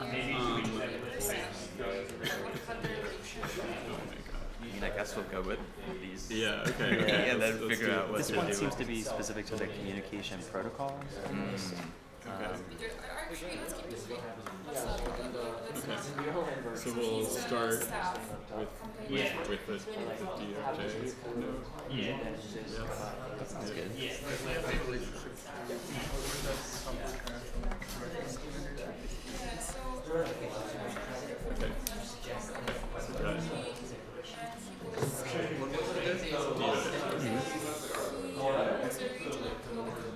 Alright. So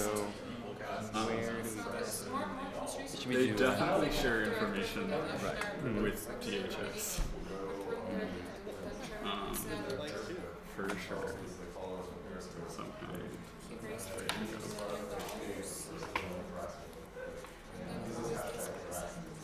The question is how often? Looks like there might be multiple. So the flow here is from here to here. Yes. Okay.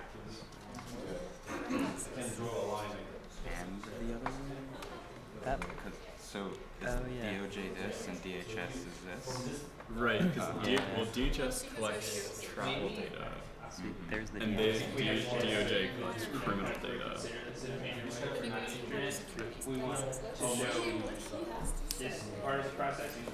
So in this one, they sort of just have a unidirectional arrows. So this is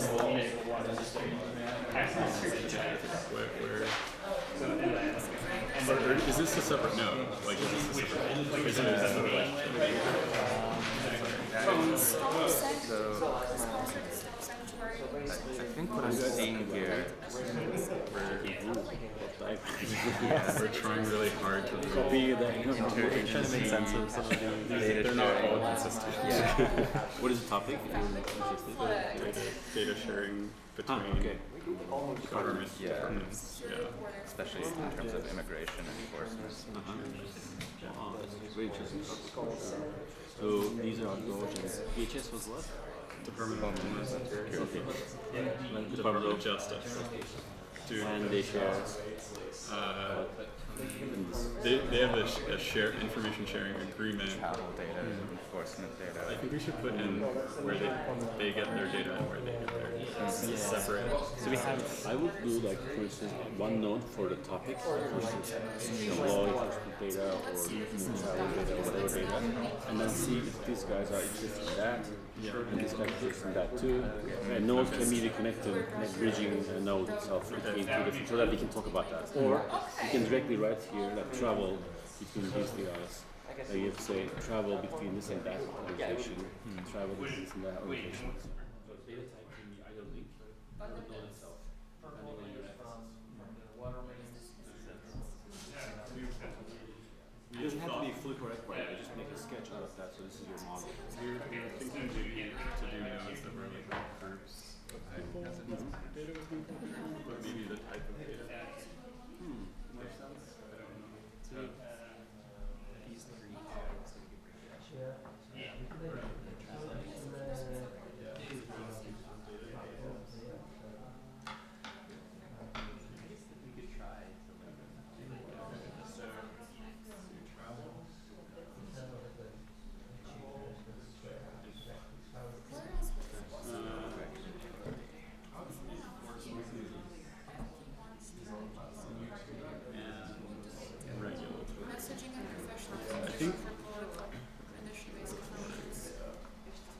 Okay, so DHS collects travel data. So we just need 5 more minutes, and then we will put it up on the walls, and then we will each present to each other. Okay? Which I'm gonna is an agency, but yeah. So let's do it. I'm just gonna write. things. Art report, slash photos. Okay. DOJ collects enforcement data. I'm assuming. Well, actually, no, it's not this graph anymore, really, but yeah. Okay, enforcement from like court. So the difference between enforcement and regulatory is like Because they get data from like alcohol, tobacco, so that's kind of like trade, and DEA, which is different. Confusing mix.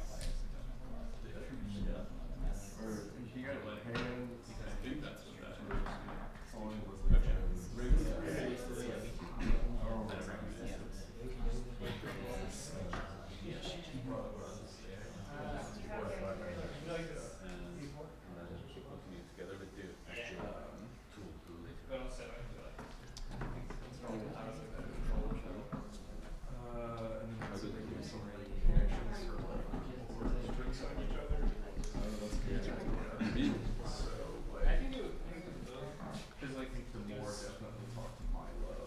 Signed up on the state. Should we also have it? Yeah, that's the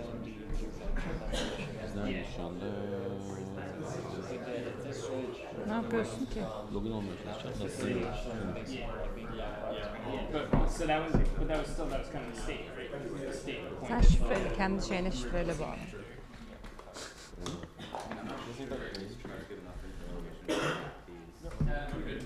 So maybe regulatory and enforcement go to this.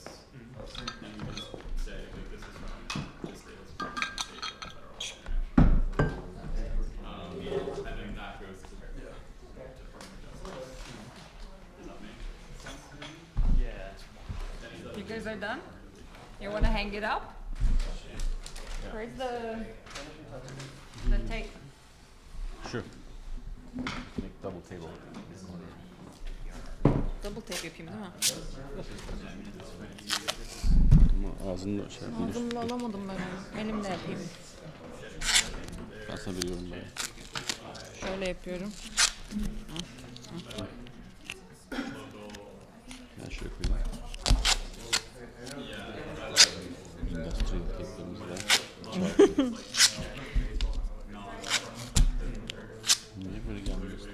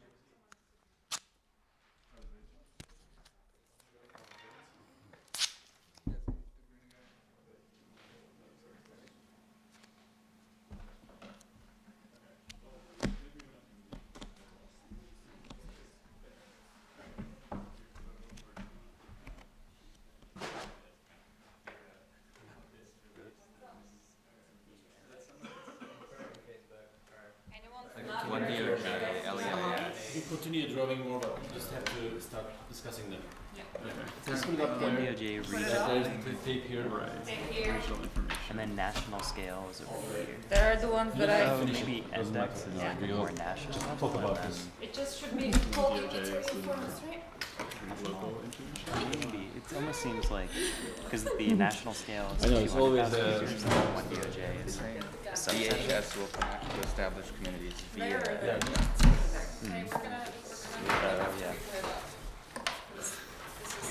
Yeah.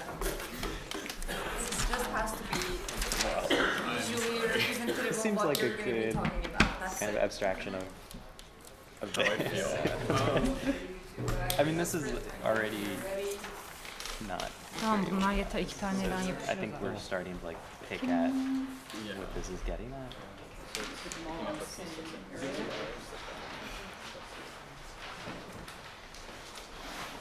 But I think we should also talk about this.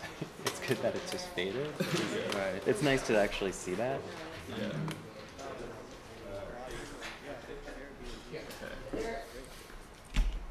Yeah, I mean, this could still. Like, I this mean, is really, still- it's this- these things yeah. going into these things, Yeah. and then reaching into the. Right, like it's like hard to know how much you want to. Yeah. Like this is an abstracted version of that. Oh sure. How about yours? Ready to hang?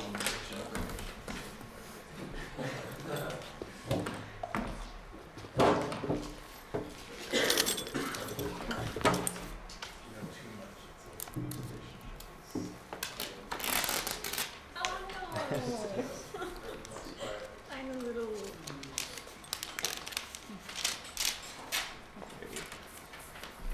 You guys want to put the title up? Well, we don't talk about it. Please, so that, you know, people look at it. Yeah, that's it. Agency flows of Okay. immigration enforcement data. The words can be shuffled around. Classic title. Yeah. Is you right? You come up with something. Agency information flow, just flow. Through all those words.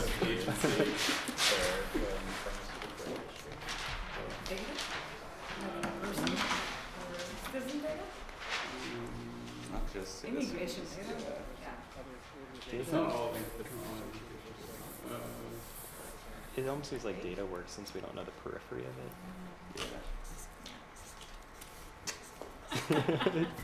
Alright. Go on. Big data.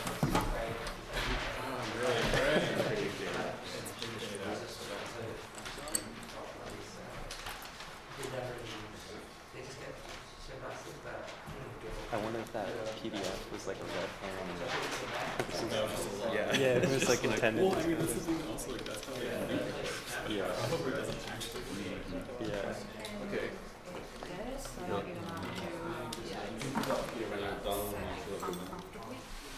So let's get together here in front of the maps. And we'll start from here, the water crisis, and then go one by one. Just describe your relationships, maybe navigate us on the map briefly.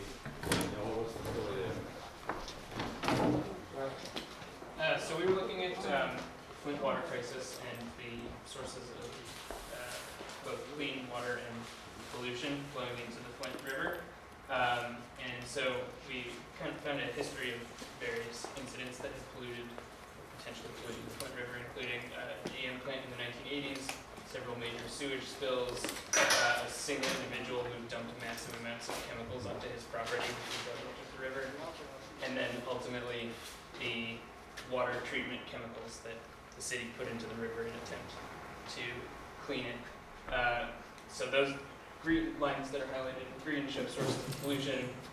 Lines that are highlighted in blue show sources of clean water. So originally the city of Flint was receiving water from the Detroit Municipal Water Supply, which originates in Lake Huron. But so we didn't, there's not a clear way to represent the chronology, but the city of Flint switched from Detroit water supply to the Flint River, which is fed by various rivers and streams. That water flowed into the city of Flint, which flowed into water mains, and then the lead in those pipes ultimately contaminated the water that went into the homes of Flint residents. And then as a final source of clean water, we have water bottles, which is what residents of Flint have mostly been drinking since this. What about the monthly source of water? Like, is it just peaks? Yeah, so there's not like a one major source. Those are preliminary. It's interesting. So maybe there are like, obviously it's a flow type data mapping, and there are different years. You said like 2018, 1999, 2006, 1998, and start maybe next step to do that, for instance, other issues, or the institute that have, let's say, just focus on Flint River only, and you know, were there any protests about this, or were there other any opposition against this kind of situation, and or what's the municipality's position over the years that we use today, and so on and so forth. You can have all these different dimensions and sort of expand the idea. Yeah, another idea is right now we have all homes in the entire city with one undifferentiated point, but I'm sure there's some variation. Maybe some of them get water off grid, or they have different kinds of pipes, so that might be over.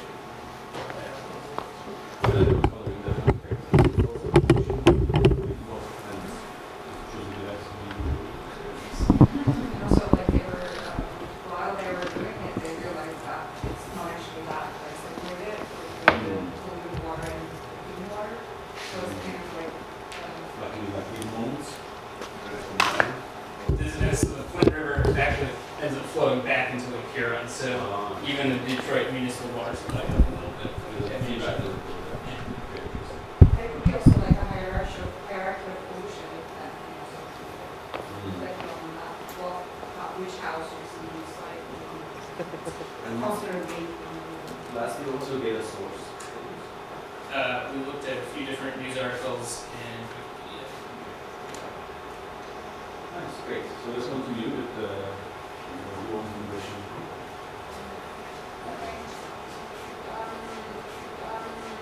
So immigration reform is a good subject, an important subject, but I was aware of this one organization called Forward, and it's an organization that was founded and supported, or has been actually consolidated by many people in the tech industry, and consequently also many people from DCs. So then lots of like their priorities or 4 key goals. One of them was the. So we're curious, what is the actual policy that you want to pursue? And it's a little unclear, but basically, one referrer is getting the E-Verify system basically spread out to any type of enterprise in the US, which means that any business will be able to verify a person in their immigration status. So it's just kind of interesting considering that this is basically a very kind of nice machine made that is supposed to make people's lives easier, but it seems to have a very kind of corporate goal within its priorities. So we ended up tracking people involved with the organization and trying to find their connections either to corporate entities or to political organizations. And it seems like founders/contributors clearly lean towards the corporate tech sector. Right. So Mark Zuckerberg is one of the founding members. So we know who he is. So there's Facebook here. It's interesting because one of their current staffers was director of political communication or something like that. Or he was actually involved. Yeah, this person here. So he was actually involved in some Republican political efforts before, and at the same time, the current president was also involved in Republican. No, he was actually in charge of the Davis Democratic Super PAC. USA actually. Which is that interesting, they claim to be kind of on both sides of the aisle, and literally the two main people leading have been very sort of relevant behind the scenes in both major news parties. It's interesting because they are a non-profit, but they're classified as this other. I'm not really great at all things. 4C would basically not have this cluster funding. So it is pretty clear that like the supporters list is primarily just tech and VCs, but how much money gives is. So, initial drawing here, I can see like the Joe Green or Green. Yeah.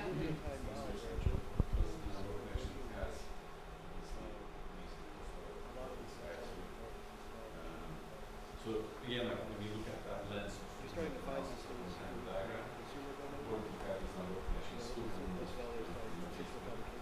Joe Green and then local testimonies. Obviously, if you compare this with actually mirror the large 10 years ago, 20 years ago. that we put bridges in, bridging person from the facts and stuff. And so your choice of But now you can get relationships, political relationships, and the role in this organization Forward Us is interesting. I think when you make this map larger, Forward Us will be a super node, which will have connections to all people and groups. You may want to just remove it from the map, put it into your title instead. Because at the end, all you see on canvas are about Forward Us. So that's your the focus topic. So you can remove them as a node and put it on the title. This is very common to do in general. But I believe they're going for the biggest, and they're going to expand from Forward Us, no? Maybe to other. Wasn't it? We're Was thinking about that, but this seems to be like a very key node. I see. So I mean, if we wanted to, we could probably just make a map about it. I see. It is a little bit unclear like to me. other immigration, formations like that, immigration reform formations.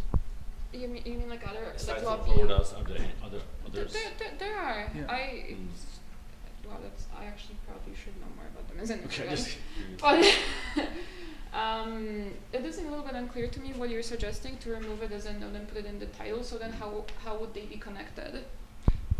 Meaning the focus, remove the focus, I think. Yeah, because the good thing is it will ask these questions, like basically, how are they connected? I mean, you will answer yourself with making more connections between these guys. Oh, okay. Aside from Facebook. Right. You're going to look at more about this guy and then this guy and this guy and that guy, like stuff like that. It's important to look at because now everything is Forward Us based. But when you remove it, then maybe there are more questions for relationship. And then you put the roles as like a relation. You don't actually need to do that. You can just layer it in the node. Then the node, the role will be there. So you don't need the Forward Us as a node there, because it will just get everything like a gravity to itself, right? It will be. You will see better on the canvas in the actual program too. But you can start from this, of course. Cool. Thanks a lot. Thank you. Thank you guys. Let's continue. Trolls.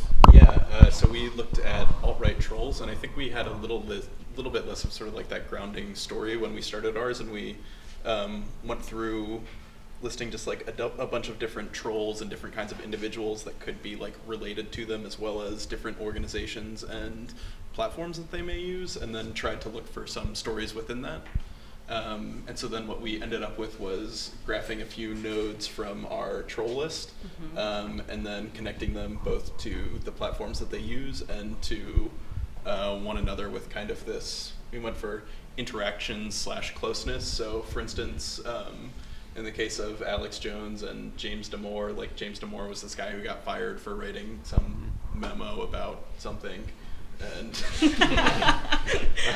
and so like he was someone who went through the like right-wing media circuit after that, including Alex Jones and Milo and probably a bunch of other people on this graph. And then those people, of course, have like links out to other people who have either similar stories or serve a similar purpose of being like someone who is trying to froth up like resentment in the media. That's really cool. And this is your database for this? Yeah. In a way, data table, let's say. Data table. Yeah, because we discussed all these different interactions between them, targeting and support. Like you don't have, I guess, eventually you can add that. Yeah, we ended up realizing we needed to focus on a much smaller set of kinds of interactions, and so not like who you're targeting and what kind of issues you're targeting, but like the issue then kind of becomes like embedded within the relationships between the people. Yeah, in your case, Twitter looks very central, but obviously, if you expand it to actual data, it will be interesting to look at. Definitely, very interesting research itself. Yeah, and also the types of relations are, even though you did not like put in the map, are really interesting. Would posting and following about someone have the same impact, or would they just become bigger nodes and smaller or more influential or less influential nodes? And you can also, again, you don't have to embed that into the relation, into the lines, you can again layer it as like, you know, a node info. I think in the actual mapping of this, you will probably see a lot of different clusters of these roles, and obviously, you know, based on how much they interact with each other, plus platforms and support, probably too, the financial support, and that will tell a lot of interesting stories, like having just see the cluster of these different roles, because that will say, oh, they're definitely you know, organized in some way and so on. I think the other thing is I would question like how much they contribute to the polarization of discussion in general. This is a giant issue, right, we have today on social media. How much they contribute to the polarization, you know, how much we are stuck in our own world because of those roles, you know, and both sides, all sides. Or how much actually. do they contribute in, like, you know, mixing these zones, you know, like they also are known to penetrate other zones that they don't belong to. That's interesting. That could also be a way of analysis So in of those this cases, data. in those cases, would you be, I guess, breaking out of just sort of this list of actors and maybe looking at more media and influencers, generally speaking? And Well, if you have to define what, like, you know, influence is in that case, right? Is it like the number of followers? Is it like, you know, retweets? What is the actual qualitative influence for your own, like, you know, purposes? You would have to define that in advance. So it's like, I think you can always look at the bridge accounts, like bridges between different clusters of that news groups again, you know, once you have a giant map, and that will tell a lot. Those bridges, again, discussed, they're like very powerful. They connect or disconnect these different, you know, groups. I think looking at data will tell a lot from that. But yeah, it's a very interesting idea in general. Yeah. Okay. And yours? Yes. We tried to represent the collection and flow of data by different government agencies. We didn't get very far. We were mostly looking at I don't know what PowerPoint presentation that was. On the ICE website, but yeah. So their it's hard to tell exactly. Their description of where they get their data from was very poorly designed. Yeah, there were two charts that contradicted each other. Like the relationship between entities was not the same in two different charts. I see. It was much more detailed and included things like Interpol, whatever.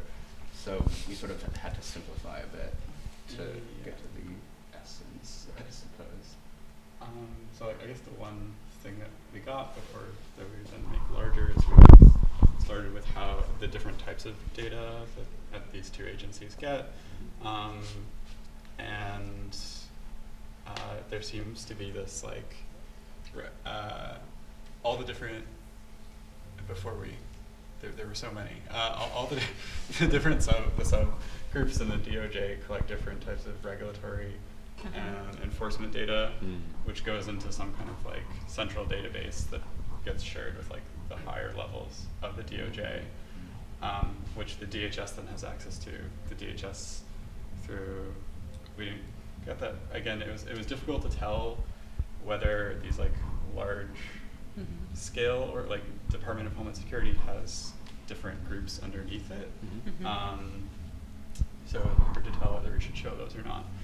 But Department of Homeland Security collects travel data, which it then gives back also to the DOJ. What is LACE?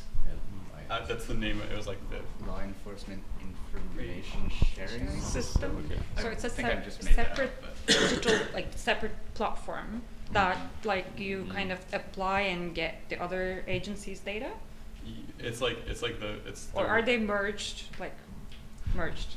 It's in the original chart, it was a two-way arrow labeled LEISS. It was like the interchange or the hub. Yeah, that each of the like regional and individual agencies put their stuff into. Okay. And then the Department of Justice takes it out of that. I see. So that there's a third container. Yes. Is there a difference whether like between state and federal government in general, like in this story somehow? Did you look at that kind of aspect? We did not locality to that level of detail. Okay. It definitely is treated differently, and we would have included international agreements as well. Sure. But we didn't get that far. So in this case, what do colors represent for you? So departments. Departments. The two red ones are organizations. Uh-huh. The purple arrow is data sharing, All right. which is direct. It's in this case, it's bi-directional. The green is like information collection of some kind. Oh, I see. Okay. Which is one directional, single direction. And the black nodes are like sources Data of source information. types, I see. I think it's a very interesting idea to really map this out. We all need that. We need to learn about this, I think, in general, because those, the charts you found are like illegible. Like you can only search them and understand them first, and then communicate it to the larger public. And I think every government needs something like that. Because once you can say, my travel data is collected, and where does it go? Seeing that is really, I think, empowering. So, cool, great idea. One more, Yeah. which is not penned yet. Oh, okay, well, we can talk about this. Yeah, you guys talk about it.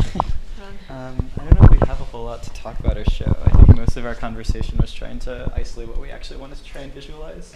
And we probably spent most of the time just having a discussion.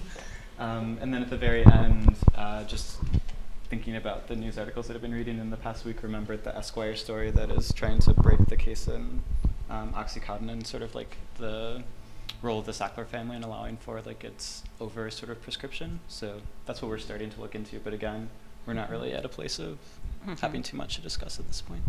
Yeah, what about the hate groups that you were looking at? Yeah, so we were looking at the Southern Poverty Law Center's like collection of hate groups in the U.S. And particularly the ones in New York, and then looking for the weird outliers that have really ambiguous terms and how they define themselves. So there's a category for like general hate groups, and within that there are a few like strange esoteric printing houses. And so we were doing some research down that route, but as to be expected, there isn't great documentation on strange esoteric hate groups that generally hate things that are on the internet. So, we're kind of jumping around a few different organizations down that route. Continue. Thank you all, guys. Yeah, thank you all.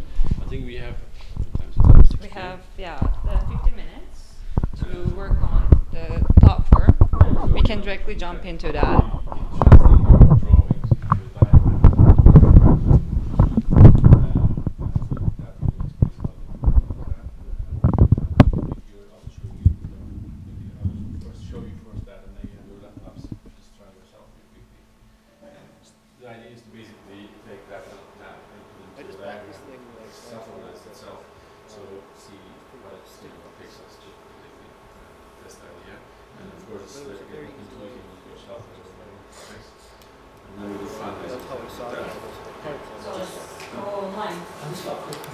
Just in relation to what you just talked about there, reaching a level where, because a lot of the things we talked about in the presentation, relationships are quite formalised, through position in government or through contract or whatever. These guys seem to be talking about it's like a situation where the situation's less formalised. These esoteric printing houses, they don't define themselves particularly well. And that's a strategy of theirs, to avoid, kind of hiding by not giving a clear description, a concise description. So does that mean this kind of mode of mapping is there's no use in that sort of situation? Good question, I think, because it's about really capturing data, right? The same thing, you can ask the same question for a government. If you're not so clear as an identity, you'll change your identity, how you sell, things can government capture you, or companies can bucket you into whatever consumption category. So same thing here, it's a matter of research, amount of knowledge about that material, I think. So if you know about it, if you can say, this is because of this and this information, I can tell that this is a printing house helping the hate. So it's just a matter of continuing to research until you find something that you can call a formal connection. I mean, the corporate and governmental secrecy is the obstacle for any kind of data work.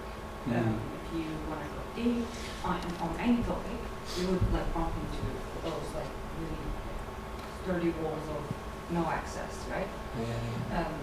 But still there are ways of like, going around those. If you don't have necessary access to the government database, you can just compile it like, from secondary resources, or you can even conduct a simple ethnographic work for yourself and gather the data that you want. Like, there's like no limits. Yeah. Also, I think it's important to recognize that sometimes the maps may have a combination of different data fields. So like you can trust this part of it, but not much this part of it. It's fine to these. As long as you define that different levels, it's okay to have a map. Because I would worry that there would be, you'd start inventing relationships for the sake of the map. Does that happen? Where you kind of think, well, there's a relationship there somewhere, let's call it this, when in fact it's just, because in the art world, that I've been part of, a lot of things happen in like back rooms and pubs and there's no formality to it. It's completely to my well, you have to be there. You have to listen to the conversation. That's where these connections happen. That's kind of so this, I don't know whether there's any data. I wonder whether there's any data. So maybe it's just a look into make a map in that environment. Don't think about that you're going to discover the data source and harvesting, right? What is data after all? Some people will of course make it ready and available to use, but you just actually learn about the world and try to tell it in a form. And maps in that sense are not representational, so they're cartographical. So you would have, of course, not a factual picture of what you're researching, but a useful guide to navigate what the critical issues. And also, for instance, regarding the art world, I've done a lot of work in that world using this technique. For instance, just one example, I once did a map of collectors and artists. Obviously, collectors are very influential, in fact, economically in the art world. And if you ask a collector which artists you have, you don't see it in their homes. It's private. And those private invitations and so on. So in this work, I did actually ethnographic work, almost not that much, but I asked one by one every collector that I know, and can you give me a list of your artists in the collection, nothing else. Not dates, not how much you paid, whatever, just the names of the artists, and then there was a piece. And it was very hard to collect such data, but eventually I collected around 14 different collectors' data together, and then made a map, artist and collection map, that's what I have. And then it wasn't enough, and then we did together a second edition where we asked artists, who did you give your work to? If a collector wouldn't reveal, right, an artist would, and then you can compare and so understand. Who owns that data is a big question always. Who knows about something? If this relationship, there's always sides, like two sides in this case, artist and collector. They know about each other, but they don't talk about each other, so on and so forth. So it's really important. And then you also mess with the power relationship. If the artist reveals that this person bought their work, and if that person did not want to reveal that information, you actually mess with the power dynamic between the artist and the collector, and that's fun. It's one example about the art world. There are probably many of those you can make, I guess. Right. Sorry. When you're using multiple data sources like that, I remember before you had a link with a bitlock and the graphic record in each node. But do you have any ways of showing kind of from far away, these nodes generally came from that, or these relationships?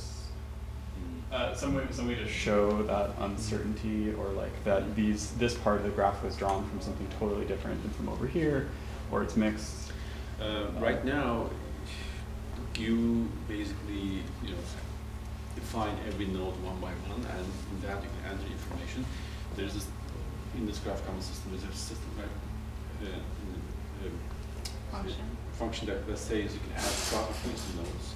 So a node can have a name, right? Obviously, type name in this case. Blue is type, name is physical. So then you can add. This is founded. This company was founded by this year. This is the data source. This and that. You can have this key value structure basically for a node as a data contained in a node, and use that as a filter in your graph. I'll show you all that. Yeah, I think it will become very apparent in the. Let's continue. Yeah, if you have questions, you can still talk. Yep. Let's sit. Talk. and you can look at things while we're talking. So in your laptops, I suggest you go to Graph Commons and just create an account very quickly.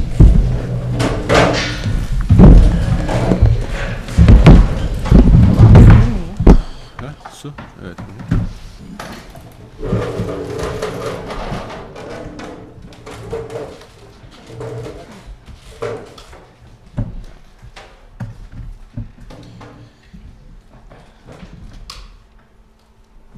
Slow here.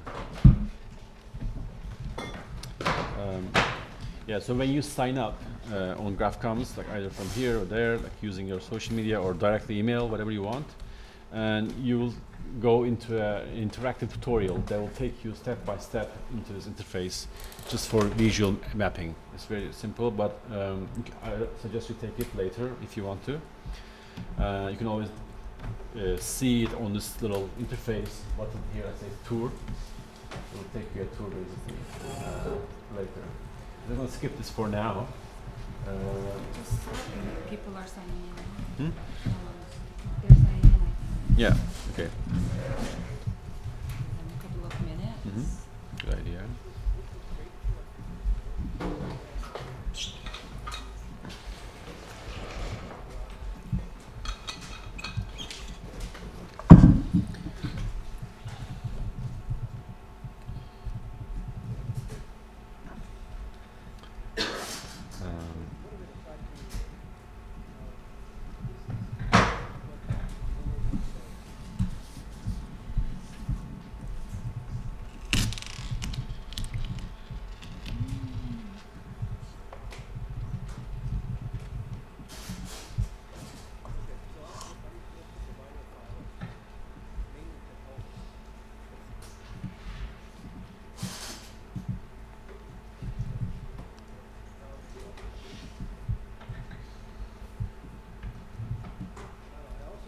Close being set.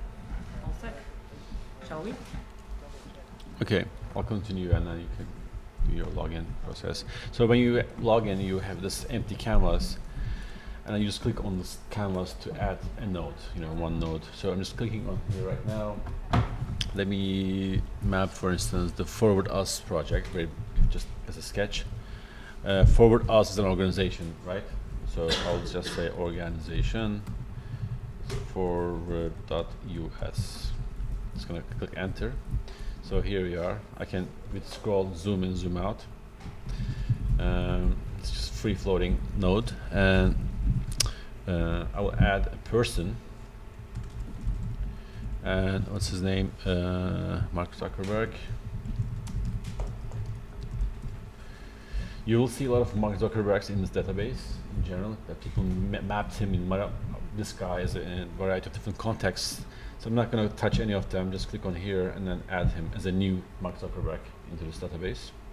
You can use an existing one too if you want to, but it will have different data points in it. So now they are floating, obviously. I can add one more person, Joe Green. What's his name? Joe Green. Okay. Add him too. And then Lars, what was his last name? Lars Dolgen.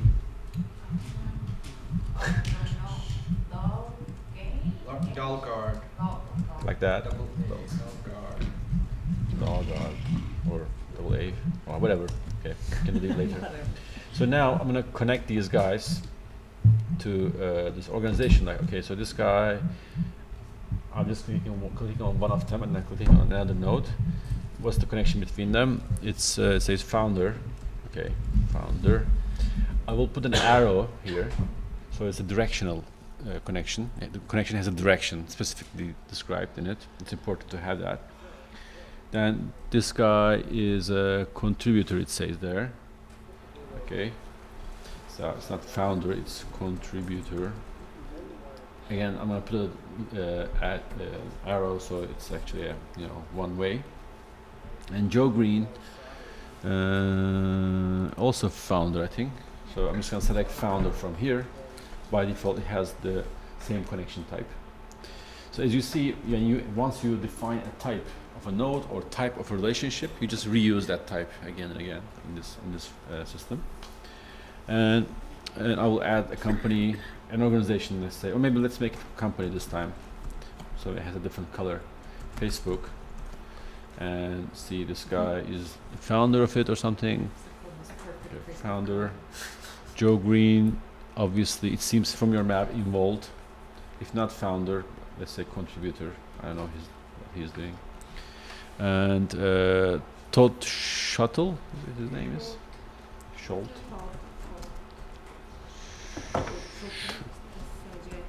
Like that. Okay, you're wrong, but fine. So this guy is a president of Florida's, right? I'm zooming out a bit. This is running out. You know, so click on this guy. Click. President. And you see the pause and play button on the, if you can, Yeah. I mean, if your node is escaping from you, just hit that, it will stop. Also, spacebar is the same thing, like a play, a video player. And what else we have? Do you have a question? I'm gonna add one more, which is called prior something USA action. What does it say?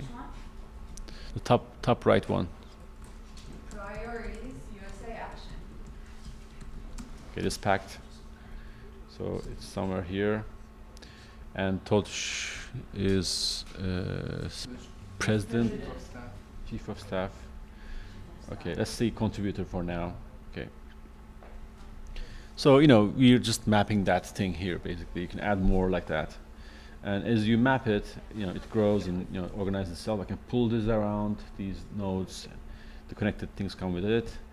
And you can pause it again. And with this, on the play and pause menu, there are a lot of options that you can use. When things are, you know, like for instance, like let's say you have things like that, when two nodes overlap like this, you can go and click on adjust node labels, adjust them. And this is very useful when you have a very messy map. You can adjust the whole label, you know, in the canvas. And you can increase the scale, which means the distance between each node, so or the length of the connection, which helps to read your structure. Let's make it 300, for instance. See, you can see the change. So, as your data gets more crowded over time, as you map it, you can use these little options here to adjust your network structure, because here there's always a balance between reading a structure of a network versus reading the content of it. When your things get messy and, you know, very complicated, it's hard to read content. So you want to kind of expand the network a bit, the connections between things. Very useful. When you're, of course, then again, it's always a trade-off. So you want to make things, you know, visible and readable at the same time. There are a lot of options. I'm not going to look at them right away, but I can open a more complex graph, and then we can look at some other advanced things to use. So once you're done with this, you can just save it, you know, your work, and, you know, make it work in progress. It's always open, free, and public. What is this? Let's say, who owns immigration reform?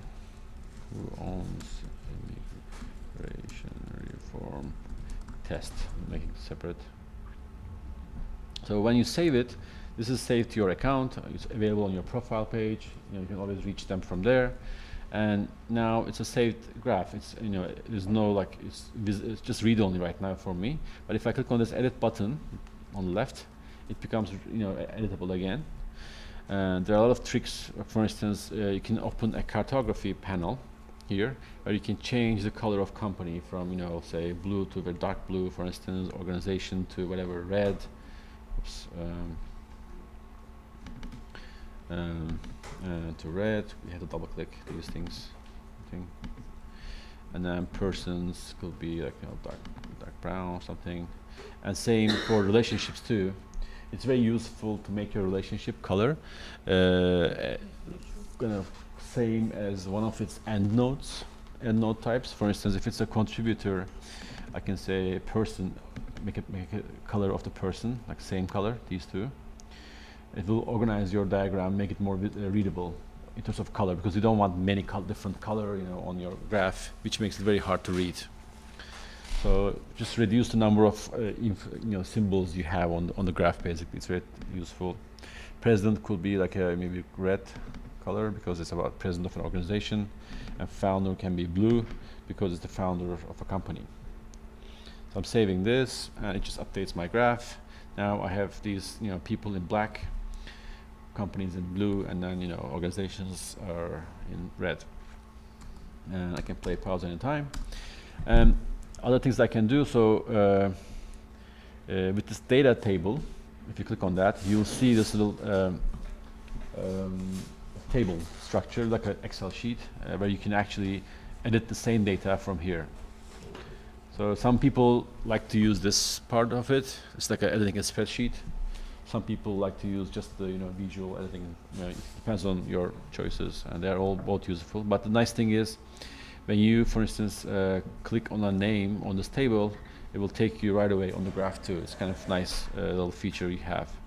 Whereas Mark Zuckerberg, okay, he's here, and so on. And one thing you can do, when you click on these nodes, they will have a card like that on the right-hand side. We call them node cards, or information cards, basically. And here you can click on the edit button and add properties to these things. So like your question, you can say, birth year or something, stuff like that. I know what year, 1980. I'm just guessing. From where is he from? I know this guy. US. Wisconsin. I'm just adding stuff. So you can build a data structure or database like that. You can add properties to these nodes individually. You can say further, like things like forward us, edit. Let's search for forward us on the line. Grab data. Okay, this is the website. I'm going there and adding this reference here, and save it. Now this forward us node card has this reference area where I can click on the link and go there. And so these are reference sections, especially useful when you ask regarding your question. You can put links to every node and multiple links to every node. Further, I can do who's top shuttle, for instance. Maybe I can find an image for this guy if it exists anywhere. For instance, maybe his page. It's not same guy. spelled Okay. correctly. Okay. Let's go someone else. Joe Green. So I can go find something for Joe Green. Maybe there are many Joe Greens, but is it this guy? Yep. Okay. Just getting the image from somewhere. Oh, it's not so good. Let's go. Images.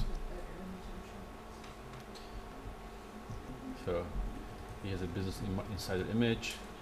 There's a URL for that. I can copy paste this URL and go and put it in the image section. Hopefully I'll see his face here. So now I have this guy's name in the card. So you can actually populate your data like that, And also zoom in. The picture is also like on the canvas. Yeah, this is by default there. You can these are change optional. You can just keep it as like a round node or some color or face of this guy or whatever. So these are some basic editings for the node, but also you can have other options. They will not work right now, but filtering is an interesting feature here. When you have a lot of data, especially properties for the nodes, you can use them to really filter out, like remove, hide, unhide some part of it, and so on. Let's go to a crowded. Yeah. So I'm gonna go to home page and pick up a graph that's kind of interesting to use. Should we try any here, like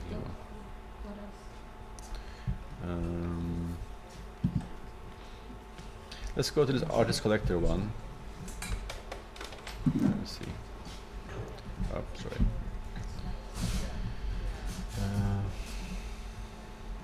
There's so many different graphs here, but for instance, like this is an interesting one. Yeah. So this is the map that I just mentioned, the artists and collectors. So one artist and multiple collectors collection, and which makes a link. In this case, this person in the center, Agahur, is a collector, and all these artists around him are basically in his collection. And they're like artists, like for instance, Javed, my friend too. He's in these 3 different collections. goes like H and border sun. And using the You can also search yourself. wait a second. There's no filter for this for now. So the thing about the graphs, I don't own this graph as this account, as my personal thing. Usually, if you don't compose a filter, there's no filter for a graph for the Weber. It's a bit confusing, but I'll just go back to another graph that I have. Let's go to my profile page. In this case, let's pick up a graph from here.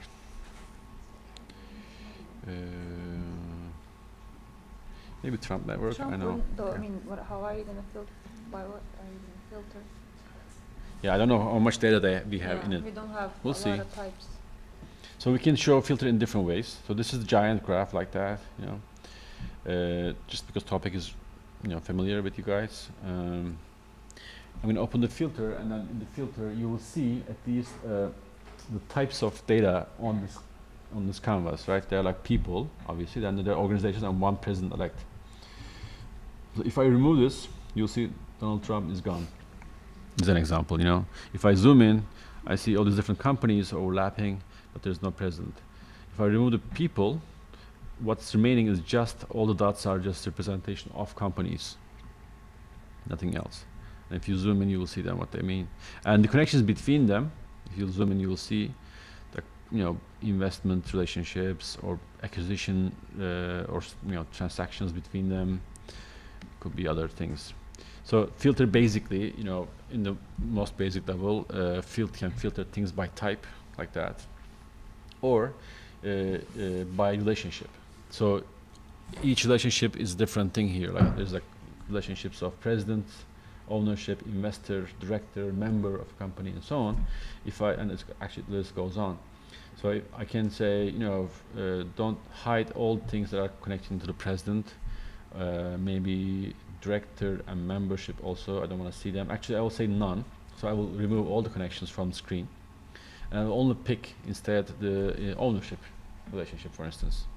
This will allow me to focus on, you know, just the ownership, if there's any. Let me see. Okay, the map is a giant. Where did it go? Yeah, I kind of lost it right now. Let me reset this. Let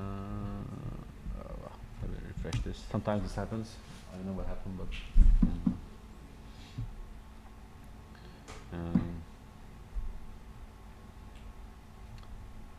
So at the end, everything is happening within a browser.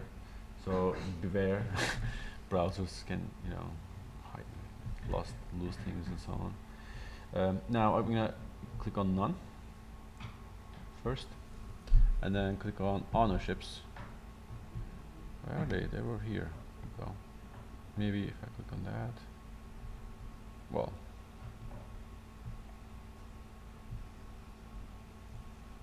it's a particular bug maybe I found here. Let's continue with this.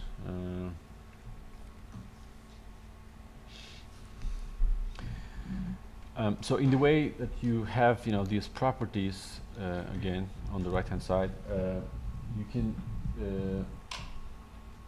use filters based on network centrality metrics. So it doesn't have to be only the data that you edit, but the data based on the network structure itself. So for instance, if I do a customization here, this is where I compose my filters.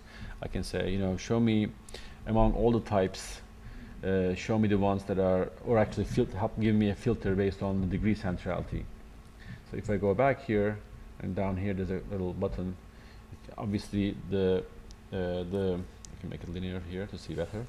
The one which has 604 connections is probably Donald Trump. If I just remove this, oops, sorry. What is this? What did you do? I don't know. I clicked on buffer or something like that. No. Okay, here you go. So if I move this slightly like that, it will again filter out these nodes which are very central. So this is the distribution of the connections between the nodes. Move it from the other side so that the ones that have only one connection will will go. Yeah. So if I move it here, like show hide everything that has less than 16 connections. Remove it. It's all gone. You can play this graph again and zoom in. Sorry. These are like the nodes which are. I think I have to click on this one too. Trump is not a good place to play because we all connected it to Trump. Yeah, that's well.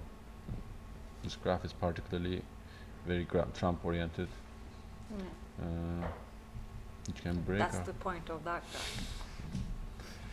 Anyways, I just want to show you like that there's options so you can filter properties or filter the network metrics of the nodes, which are again degree centrality, between centrality, closeness centrality. These are the centrality metrics that you have for each node automatically calculated for your node.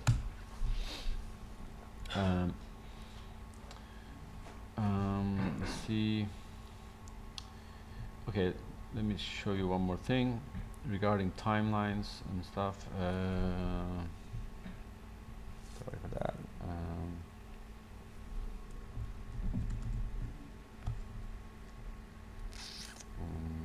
Well, it's going to be a difficult topic.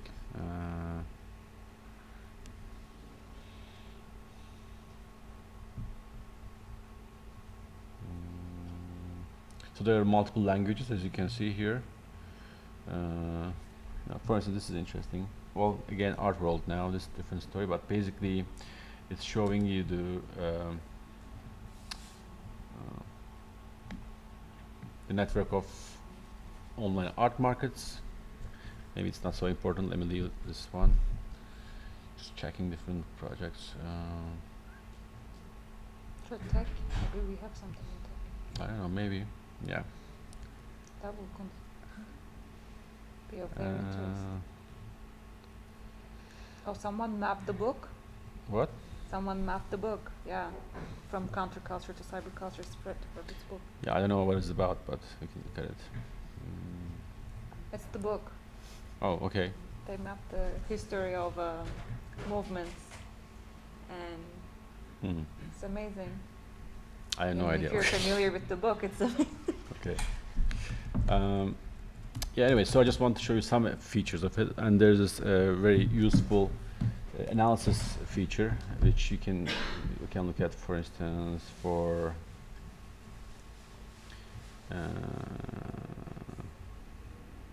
I know, let's look at media ownership. Look at SOCAR, yeah. Okay.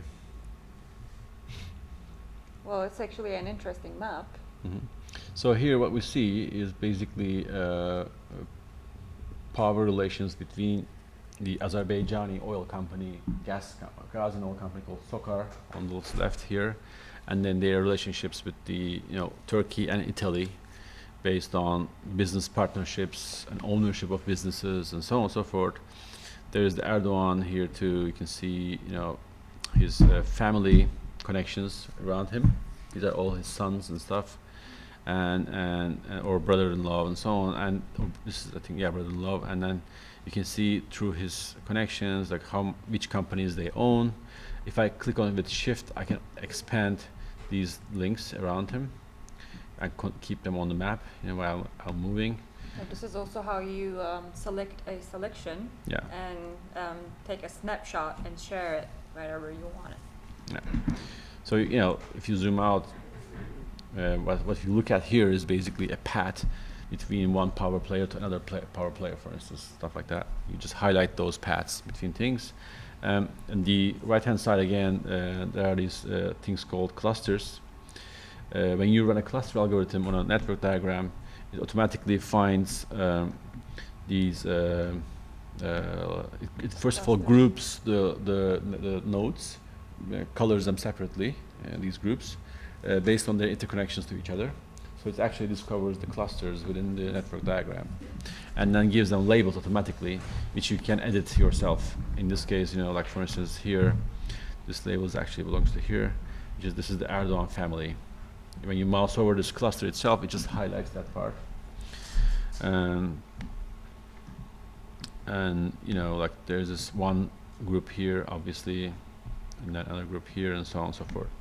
And for every network diagram, there's a clustering option. You can just run it and then see what it discovers, and then you can edit them and label them.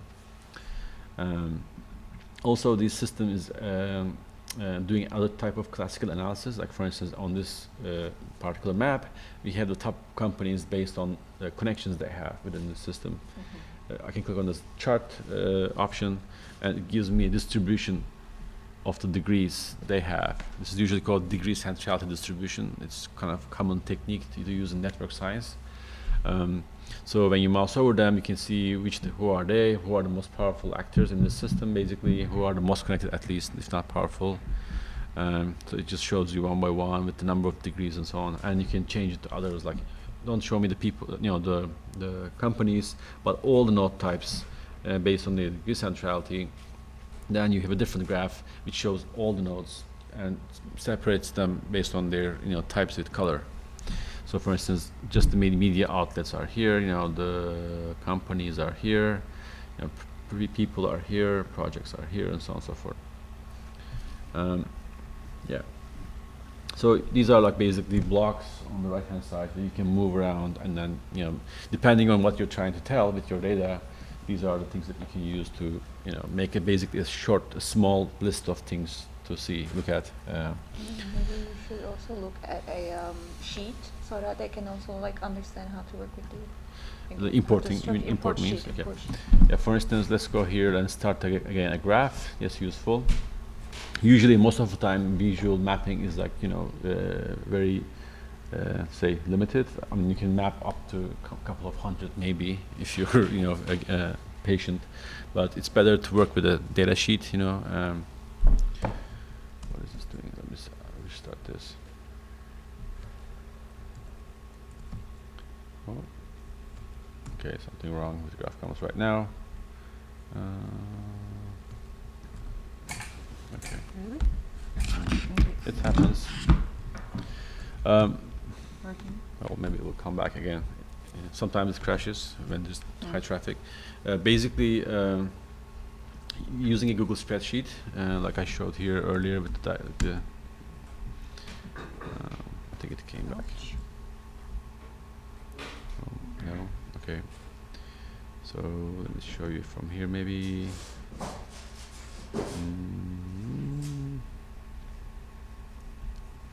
Where is it? Go to actual Google Sheet.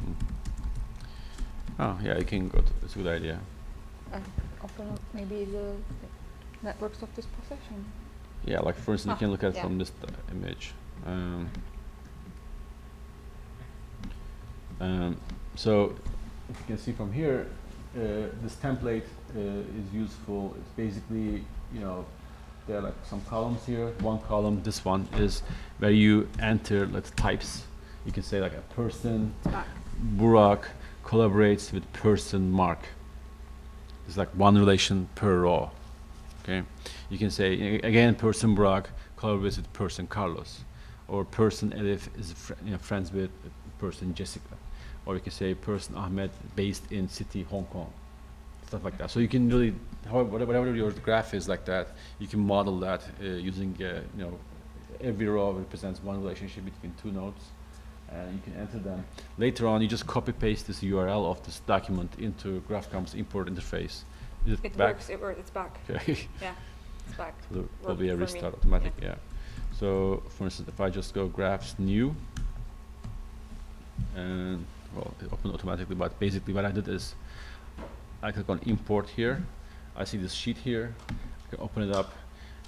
It's useful. I mean, when you open this, it's under. It's a template, so you have to make a copy of it to yourself. Make a copy, so that you can use it privately, and then edit this data from here, basically, and then just remove everything and so on. One nice thing is like you can, in the same way we worked on the map, we can do the same thing here. But let me show you this. I just copy, or actually here, like I'll just copy this. Go to this graph and paste it here. Notice there are like two, I don't know if you can see, but two tabs. One is the tab for relationship list, and one is for the node list. node list contains the details, the properties. Every column is a property. Edge list is the list of relationships between things, basically. So I will copy this and then add here. This is to import edge part. If I continue, it will basically grab it. It says there are 7 persons in this much cities, whatever, and the connections I created there in that graph, and I give the name, save it, and automatically creates this little graph on the fly. Okay, so from spreadsheet to here, basically we just created this little thing. And if I want, I can add more data onto the same graph. So go back again here, import, and this time I want to copy the nodes. I take the nodes and go here, the same graph, paste here, this time not the edge part, and continue. This time it will add the nodes details, like things like whatever I have here, like the image description, location, all that information. If I go here now, I can see them on their node details. So normally this was empty. Now it says this person is from Vancouver, works on data visualization, whatever. And you can continue editing here if you want to, change it, add more data, and so on. So it's like a combination of different techniques. Like you import from places. You can import a CSV file from Excel sheet. You don't want to use Google Sheets if you want to. You can do all that. And then once you finish your thing, there's this menu on top on the title of your graph. It's very handy. It's very useful for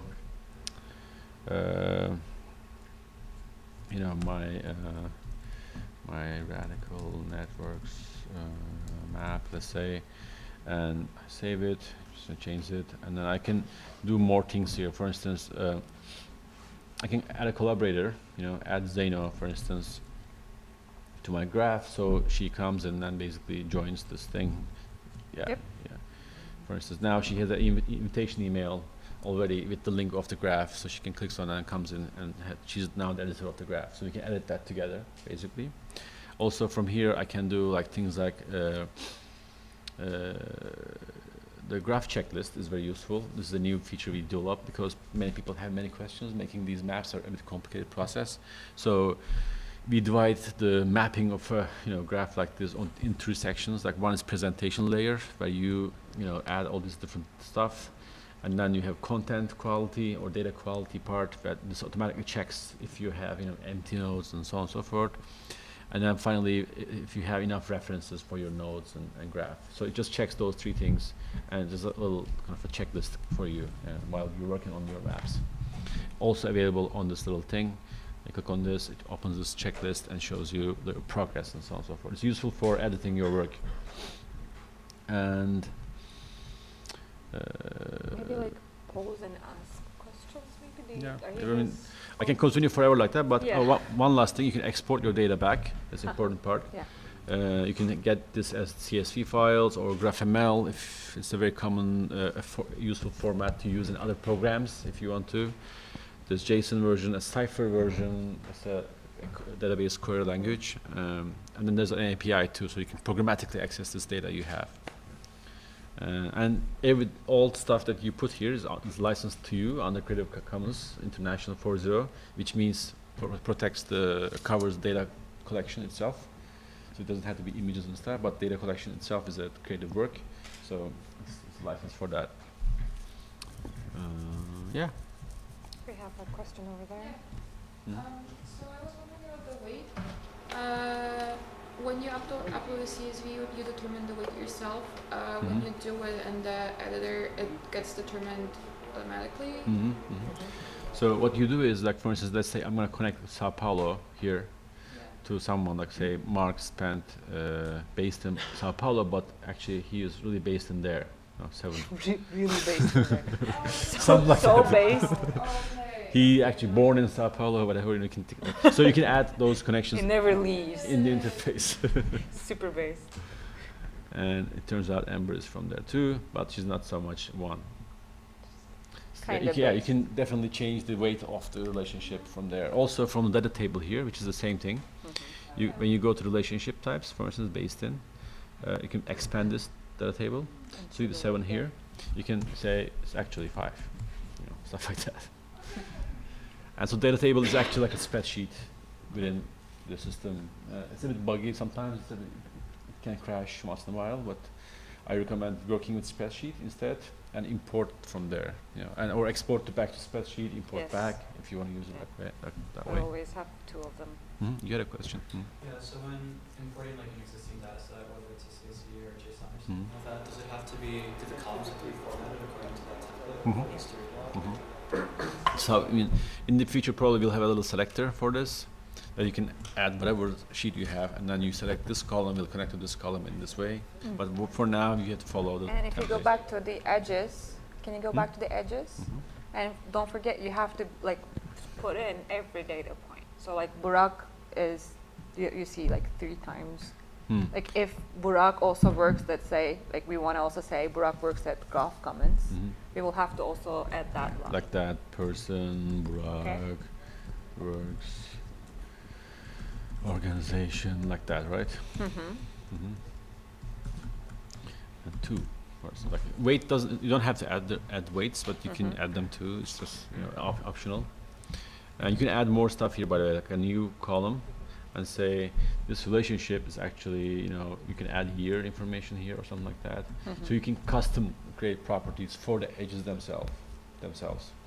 Usually it's very common to use the date information on the edges, like this relationship happened on this date, maybe start date, end date. Or It can be, references. and references for References that are here. relationship itself.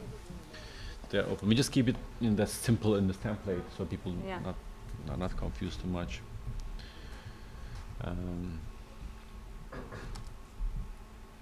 But you can even like put links to notes when you click them. Yeah. They will go to other sources. I mean, you can do that.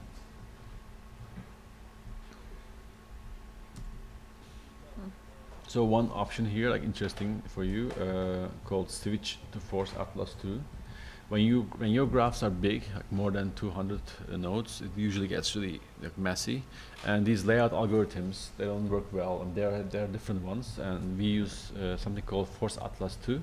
It's very useful. If you switch to that, it will have a more proper structure. That's very useful, especially with big graphs. Right now, as you see, it's already narrowed down the graph a bit, and then Condensed it. I can make like with scale higher, like that. And so your graph is, you can see this. There's a very tight structure. If I leave this, it comes back right away. Very like tight graph, physics at least. So this is very useful because this type of algorithm is basically focusing on clusters, makes clusters more distinct in the layout algorithm. But you can play with that. Yeah. Questions? When you were creating a node and it kind of populated the autofill menu with, or those things in other or published graphs, do those then, like, would there be a way to like join multiple graphs on their shared? In fact, when you copy someone's node, we call copying, that person is notified. Says your node is actually copied to this new graph. So this is something we do. And then secondly, we keep a connection between them, between those 2 nodes. At least systematically right now, but we will put them as like a little tool for you to play with too. We can.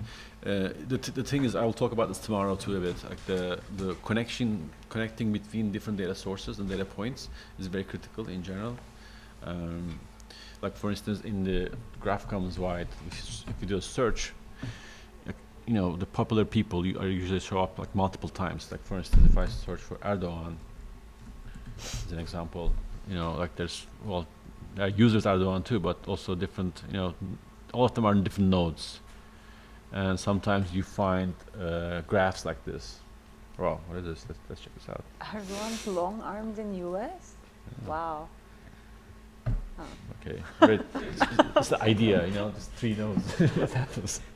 But you see them, you get the idea. So they're actually, if I click on this, President Erdogan, and click on this, down here, there's a link that says export in other contexts. So every node has a page itself in this whole system. As an example, they're automatically generated pages. So it says Erdogan's, we see that graph here, plus some other graph as test. If I just search Berat Albayrak, which is the son-in-law also of the Ministry of Energy in Turkey right now. We see more stuff like people who put this guy into different maps. For instance, different languages, English, Turkish. This is the map that we looked at before. Some other map, yeah. So yeah, I guess same for like Trump as an example, very popular figure. Obviously, if you just search for, there's so many different Trump things. Let's say Donald Trump. Well, let's search for Kushner, for instance.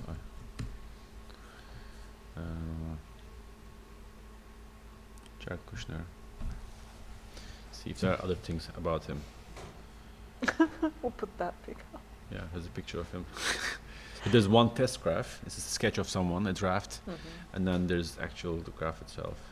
But you can continue navigating these, different. Like for instance, if I click on Kickstarter as an example, it will take me to Kickstarter maps. See venture capital in New York, finance, whatever, some startup challenge, startup competition.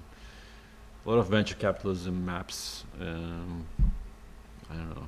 Yeah, it goes like that. So, as you see, like nodes have these because of their names and they address the different. They are used in different graphs, and then they all show up in these node pages. Yeah, because it's an open database, people just add a variety of different things, and they're all interconnected. You just want to work on this and make it more useful to have those interconnections between data points.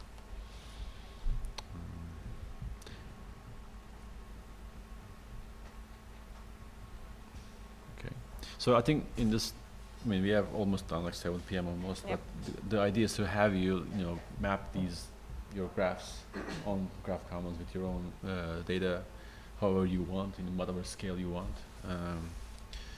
But if you have any more questions later too, we can always talk online. You can, we have a Slack channel. You can go to here. I think, where is it?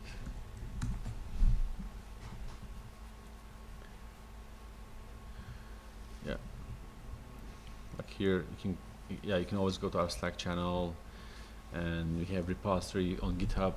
People can put up issues and stuff, and we use these platforms to publish material.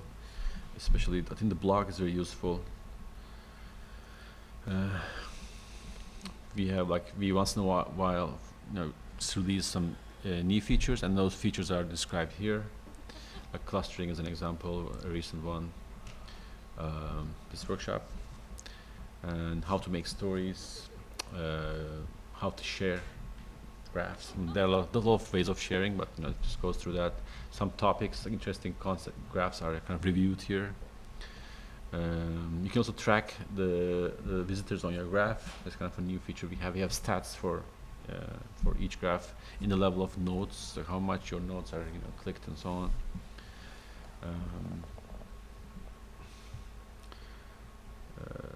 Yeah, early examples are more about like how these things work, how to analyze networks. Especially in this map, in this workshop, we didn't have time to look at the analysis part much, but you can read it from this article if you want to. Yeah. And also we're based in New Lab. Yeah, so we are also, our office is in Brooklyn, in the Brooklyn Navy Yards. There's a place called New Lab. It's a co-working space, basically. We are there. You were there, right? Okay. So Yeah. That's it. You have questions, comments?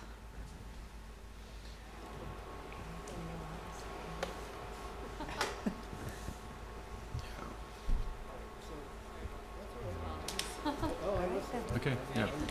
Thank you.